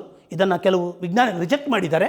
ಆದರೆ ಎವರ್ಗ್ರೀನ್ ಥಿಯರಿ ಗೊತ್ತಿಲ್ಲ ನಿಮಗೆ. ಈ ಆಲ್ಬರ್ಟ್ ಐನ್ಸ್ಟೀನ್ ಅವರಿಗೆ 1921ರಲ್ಲಿ 1921ನಲ್ಲಿ ಫಿಸಿಕ್ಸಲ್ಲಿ, ಭೌತಶಾಸ್ತ್ರದಲ್ಲಿ ಒಂದು ನೊಬೆಲ್ ಪ್ರಶಸ್ತಿ ಬಂದಿದೆ. ಭೌತಶಾಸ್ತ್ರದಲ್ಲಿ ನೊಬೆಲ್ ಪ್ರಶಸ್ತಿ ಬಂತು. ಆ ಪ್ರಶಸ್ತಿ ಬಂದಿದ್ದು ಯಾತಕ್ಕೆ ಅಂದರೆ not for the relativity theory, ದ್ಯುತಿ ವಿದ್ಯುತ್ ಪರಿಣಾಮಕ್ಕಾಗಿ ಅವರು ನಡೆಸಿದಂಥ ವಿದ್ಯುತ್ ಪರಿಣಾಮ ಆ ಪ್ರಯೋಗಕ್ಕಾಗಿ ಫಾರ್ ದಟ್ಸ್ ಎಕ್ಸ್ಪೆರಿಮೆಂಟ್ ನೊಬೆಲ್ ಬಂತು. ತುಂಬ ಜನಕ್ಕೆ ಡೌಟ್ ಇದೆ ಅವರಿಗೆ ನೊಬೆಲ್ ಬಂದಿರೋದು ಇದಕ್ಕೆ ಅಂತ. ಫೇಮಸ್ ಥಿಯರಿ ಸಾಪೇಕ್ಷ ಸಿದ್ಧಾಂತವೇ, ಅದ್ರ ಮುಂದೆ ಇದೇನೂ ಅಲ್ಲ. ಬಟ್ ಆದರೆ ಭೌತಶಾಸ್ತ್ರಕ್ಕೆ ನೊಬೆಲ್ ಕೊಡಬೇಕಾದ್ರೆ ಇದಕ್ಕೆ ಕೊಟ್ಟಿದ್ದಾರೆ. ಯಾವುದದು? ಫೋಟೋ ಎಲೆಕ್ಟ್ರಿಕ್ ಎಫೆಕ್ಟ್ ಅಂತ ಈ ಸಂಶೋಧನೆಗೆ ಅವ್ರಿಗೆ ನೊಬೆಲ್ ಬಂತು 1921ಗೆ. ಬಟ್ ಇದನ್ನು ಪೊಲೀಸ್ ಸಬ್ ಇನ್ಸ್ಪೆಕ್ಟ್ರಲ್ಲಿ ಕೂಡ ಕ್ವಶನ್ ತೆಗೆದಿದ್ದ. ಮೊದಲ ಆಪ್ಷನ್ನೇ ಸಾಪೇಕ್ಷ ಸಿದ್ಧಾಂತ ಹಾಕಿದ್ದ. ತುಂಬ ಜನ ಸಾಪೇಕ್ಷ ಸಿದ್ಧಾಂತಕ್ಕಾಗಿ ಬಿದ್ದೋಗ್ಬಿಟ್ರು. ಯಾಕೆ ಬಿದ್ದರು ಅಂದರೆ ಆಲ್ಬರ್ಟ್ ಐನ್ಸ್ಟೀನ್ ಅಂತಿದ್ದಂಗೆ ನಮಗೆ ಜ್ಞಾಪಕ ಬರೋದೇ ಸಾಪೇಕ್ಷ ಸಿದ್ಧಾಂತ. ಬಟ್ ಆ್ಯಕ್ಚುಲಿ ನಿಜವಾಗ್ಲೂ ಕೂಡ ಅವ್ರಿಗೆ ನೊಬೆಲನ್ನು ತಂದುಕೊಟ್ಟಿದ್ದು ದ್ಯುತಿ ವಿದ್ಯುತ್ ಪರಿಣಾಮ, ಫೋಟೋ ಎಲೆಕ್ಟ್ರಿಕ್ ಎಫೆಕ್ಟ್ 1921ಗೆ. ಮತ್ತೆ ಬರ್ಬೋದು ಈ ಪ್ರಶ್ನೆ, ನೋಡ್ಕೋಬೇಕಿದನ್ನು. ಅದಕ್ಕೆ ಹಾಕ್ಬಿಟ್ಟಿರ, ಇದಕ್ಕೆ ಹಾಕಿ ಇದ್ರ ಮುಂದೆ ಇದೇನೂ ಅಲ್ಲ. ಆದರೆ ನೊಬೆಲ್ ಬಂದಿರೋದು ಇದಕ್ಕೆ. ಕೀ ಆನ್ಸರ್ ಕೊಡಬೇಕಾದ್ರೆ ಕೂಡ ಪೊಲೀಸ್ ಸಬ್ ಇನ್ಸ್ಪೆಕ್ಟ್ರಲ್ಲಿ ಅವರು ಮಿಸ್ಸಾಗಿ ಇದನ್ನೇ ಕೊಟ್ಟಿದ್ದರು. ರಿವೈಸ್ ಮಾಡಿ ಮತ್ತಿದು ಕೊಟ್ಟರು. ಅವ್ರಿಗೂ ಆನ್ಸರ್ ಮಾಡೋರಿಗೂ ಡೌಟ್ ಬಂದುಬಿಟ್ಟಿತ್ತು. ಯಾಕೆಂದರೆ ಮೋಸ್ಟ್ಲಿ ರಿಲೇಟಿವಿಟಿ ಥಿಯರಿ ಇರ್ಬೋದನಪ್ಪ ಅಂತ. ಭಾಳ ಫೇಮಸ್ ಥಿಯರಿ. ಆಲ್ಬರ್ಟ್ ಐನ್ಸ್ಟೀನ್ ಅಂತ ಬಾಯಿ ಬಿಟ್ಟರೆ ನಮಗೆ ರಿಲೇಟಿವಿಟಿ ಥಿಯರಿ ಬರ್ತದೆ. ಬಟ್ ಎನರ್ಜಿಗೆ ಸಂಬಂಧಪಟ್ಟಂತೆ ಈ ಸೂತ್ರ ಭಾಳ important. What is equation? Is equal to mc². ಈ ಅಂದರೆ ಎನರ್ಜಿ. ಯಾವುದರ ಒಂದು ವಸ್ತುವಿನ ಹಾಗಾದರೆ ಒಂದು ಶಕ್ತಿಯನ್ನು ಕಂಡುಹಿಡಬೇಕಾದ್ರೆ ಆ ಮಾಸನ್ನು ನೋಡಬೇಕು. ಮಾಸ್ಕು ಮತ್ತು ಶಕ್ತಿಗೂ ಇದು ಸಂಬಂಧವನ್ನು ಕಲ್ಪಿಸಂಥ ಮಹಾಶಯನೇ ಆಲ್ಬರ್ಟ್ ಐನ್ಸ್ಟೀನ್. ಜರ್ಮನಿ ದೇಶದವರು. ಭಾಳ ಚೆನ್ನಾಗಿ ಹೇಳ್ತಾರೆ ಶಾಲಾ ಟೀಚರ್ಸ್ಗಳಿಗೆ, ಮಿಸ್ಟ್ರೇ ನೀವು ಇಂಟೆಲಿಜೆನ್ಸ್ ಬೆಳೆಸಬೇಡ್ರಿ, ಇಮ್ಯಾಜಿನೇಷನನ್ನು ಬೆಳೆಸಿ. ಇಂಟೆಲಿಜೆನ್ಸ್ ಬೆಳೆಸೋದು ಅಂದರೆ ಇದನ್ನು ಗಟ್ಟುನೋಡಿಸೋದು ಇಂಟೆಲಿಜೆನ್ಸು. ಹೌದಲ್ವಾ? ಒಂದು ಡಿವೈಸ್ ಐತಲ್ವಾ, ಇನ್ಪುಟ್ ಔಟ್ಪುಟ್ ಐತಲ್ವಾ. ಹಂಗಾರೆ ನಾನು ಕೊಟ್ಟಿರೋ 4 ಎಕ್ಸಾಂಪಲ್ಗೆ ನೀನು 4 ಎಕ್ಸಾಂಪಲ್ ಕ್ರಿಯೇಟ್ ಮಾಡಿದ್ರೆ ದಟ್ ಇಸ್ ಕಾಲ್ಡ್ ಇಮ್ಯಾಜಿನೇಷನ್. ಮೇಷ್ಟ್ರೆ ನಾಲೆಡ್ಜ್ ಬೆಳೆಸಬೇಡ್ರಿ, ಇಂಟೆಲಿಜೆನ್ಸ್ ಬೆಳೆಸಬೇಡ್ರಿ, ಇಮ್ಯಾಜಿನೇಷನ್ ಬೆಳೆಸ್ರಿ. 4 ಕೊಟ್ಟಿದ್ದೀನಿ, ಇನ್ನು 4 ಹುಡುಕೊಳ್ಳಿ. ಇದು ಇಮ್ಯಾಜಿನೇಷನ್. ನೆಕ್ಸ್ಟು ಒಂದೇ ಒಂದು ಕೊನೆಗೆ ಈ ಪಾಠವನ್ನು ಮುಗಿಸ್ಬೇಕಾದ್ರೆ ಒಂದೇ ಒಂದು ಟಾಪಿಕನ್ನು ಇದು ಮಾಡ್ತೀನಿ. ಇವ್ರದ್ದೊಂದು ಭಾಳ ಇಂಪಾರ್ಟೆಂಟು ಜೀವನಕ್ಕೆ, ನಾಟ್ ಫಾರ್ ಎಕ್ಸಾಮಿನೇಷನ್. ಅವರೊಂದು ಸೂತ್ರ ಇದು ಮಾಡಿದ್ದಾರೆ, ಈಗೋ ಈಸ್ ಈಕ್ವಲ್ ಟು 1/ನಾಲೆಡ್ಜ್ ಅಂತಾರೆ. 1/ನಾಲೆಡ್ಜ್. ಯಾವ ವ್ಯಕ್ತಿಗೆ ವಿಲೋಮಾನುಪಾತ ಅಂದರೆ ಇನ್ವರ್ಸ್ಲಿ ಪ್ರಪೋರ್ಷನಲ್ ಅಂತ. ಒಂದು ಜಾಸ್ತಿ ಆದರೆ ಒಂದು ಕಡಿಮೆ ಆದರೆ, ಒಂದು ಜಾಸ್ತಿ ಆದಾಗ ಇನ್ನೊಂದು ಕಡಿಮೆ ಆದರೆ, ಎರಡು ಅಂಶಗಳಲ್ಲಿ ಒಂದು ಅಂಶ ಜಾಸ್ತಿ ಆದಾಗ ಇನ್ನೊಂದು ಅಂಶ ಕಡಿಮೆ ಆದರೆ ಅದು ಇನ್ವರ್ಸ್ಲಿ ಪ್ರಪೋರ್ಷನಲ್. ಈಗೋ ಜಾಸ್ತಿ ಆದರೆ ನಾಲೆಡ್ಜ್ ಕಡಿಮೆ ಇರ್ತದೆ. ಯಾರಿಗೆ ಈಗೋ ಜಾಸ್ತಿ ಇರ್ತದೋ ಅವ್ರಿಗೆ ನಾಲೆಡ್ಜ್ ಕಡಿಮೆ ಇದೆ. ನಾಲೆಡ್ಜ್ ಜಾಸ್ತಿ ಆದರೆ ಆಟೋಮೆಟಿಕಲಿ ಈಗೋ ಕಡಿಮೆ ಆಗ್ತದೆ. That is called inversely proportional. ಇದು ಎಕ್ಸಾಮಿಗೆ ಬರದೇ ಇರ್ಬೋದು, ಲೈಫ್ಗೆ ಭಾಳ ಇಂಪಾರ್ಟೆಂಟು. ಈಗೋ ಜಾಸ್ತಿ ಇದ್ದವನಿಗೆ ನಾಲೆಡ್ಜ್ 1/4 ನಾಲೆಡ್ಜ್ ಅಂತ.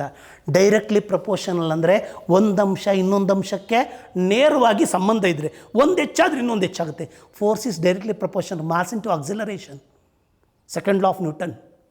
ಆಗ ಅದು ಇಲ್ಲಿ ಇವರು ಭಾಳ ಚೆನ್ನಾಗಿ ಹೇಳಿದ್ದಾರೆ. ಇದನ್ನು ನಾವು ಇನ್ನೊಂದು ಕಡೆ ನೋಡ್ಬೋದು, ಓಮ್ಸ್ ನಿಯಮದಲ್ಲಿ ನೋಡ್ಬೋದು.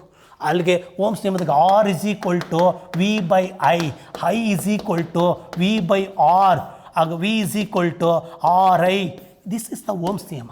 ಇಲ್ಲೂ ಇನ್ವರ್ಸ್ಲಿ ಪ್ರಪೋರ್ಷನಲ್, ಡೈರೆಕ್ಟ್ಲಿ ಪ್ರಪೋರ್ಷನ್ ಬರ್ತದೆ. ರೆಸಿಸ್ಟೆನ್ಸ್ ಜಾಸ್ತಿ ಆಯಿತು ಅಂದರೆ ಐ ಕಡಿಮೆ ಆಗ್ತದೆ, ಫ್ಲೋಯಿಂಗ್ ಆಫ್ ದ ಕರೆಂಟ್ ಕಡಿಮೆ ಆಗ್ತದೆ. ಐ ಜಾಸ್ತಿ ಇದೆ ಅಂದರೆ ರೆಸಿಸ್ಟೆನ್ಸ್ ಲೋ ಇದೆ ಅಂತ. They are inversely proportion. In the same manner ಈಗೋ ಜಾಸ್ತಿ ಐತಿ ಅಂದರೆ ನಾಲೆಡ್ಜ್ ಕಡಿಮೆ ಐತಿ ಅಂತ, ನಾಲೆಡ್ಜ್ ಜಾಸ್ತಿ ಐತಿ ಅಂದರೆ ಈಗೋ ಕಡಿಮೆ ಇದೆ ಅಂತ. ಕರೆಂಟ್ ಜಾಸ್ತಿ ಹರಿತಾ ಐತೆ ಅಂದರೆ ರೋಧ ಕಡಿಮೆ ಇದೆ ಅಂತ, ರೋಧ ಜಾಸ್ತಿ ಐತಿ ಅಂದರೆ ಕರೆಂಟ್ ಕಡಿಮೆ ಐತಿ ಅಂತ. ಓಮ್ಸ್ ನಿಯಮ ಇನ್ನೊಮ್ಮೆ ಬಂದಾಗ ಅದನ್ನು ಡಿಸ್ಕಸ್ ಮಾಡ್ತಾ ಬರ್ತೀನಿ. ಇಷ್ಟು ಎನರ್ಜಿ ಚಾಪ್ಟ್ರಿಗೆ ಸಂಬಂಧಪಟ್ಟಂಥ ಮಾಹಿತಿ ತಾವೆಲ್ಲ ಇನ್ನೊಂದು ರೌಂಡ್ ನೋಡಿದ್ರೆ 100% ಇದರ ಬರುವಂಥ ಎಲ್ಲ ಸ್ಪರ್ಧಾತ್ಮಕ ಪರೀಕ್ಷೆಗಳಲ್ಲೂ ಕೂಡ ಒಳ್ಳೆಯ ಅಂಕಗಳನ್ನು ಸ್ಕೋರ್ ಮಾಡ್ಬೋದು. ನೆಕ್ಸ್ಟು ಮಾಸ್ಕ್ ಹಾಕ್ಕೊಳ್ಳಿ, ಸೇಫಾಗಿ ಮಾಡ್ತಾ ಬನ್ನಿ. Thank you for all.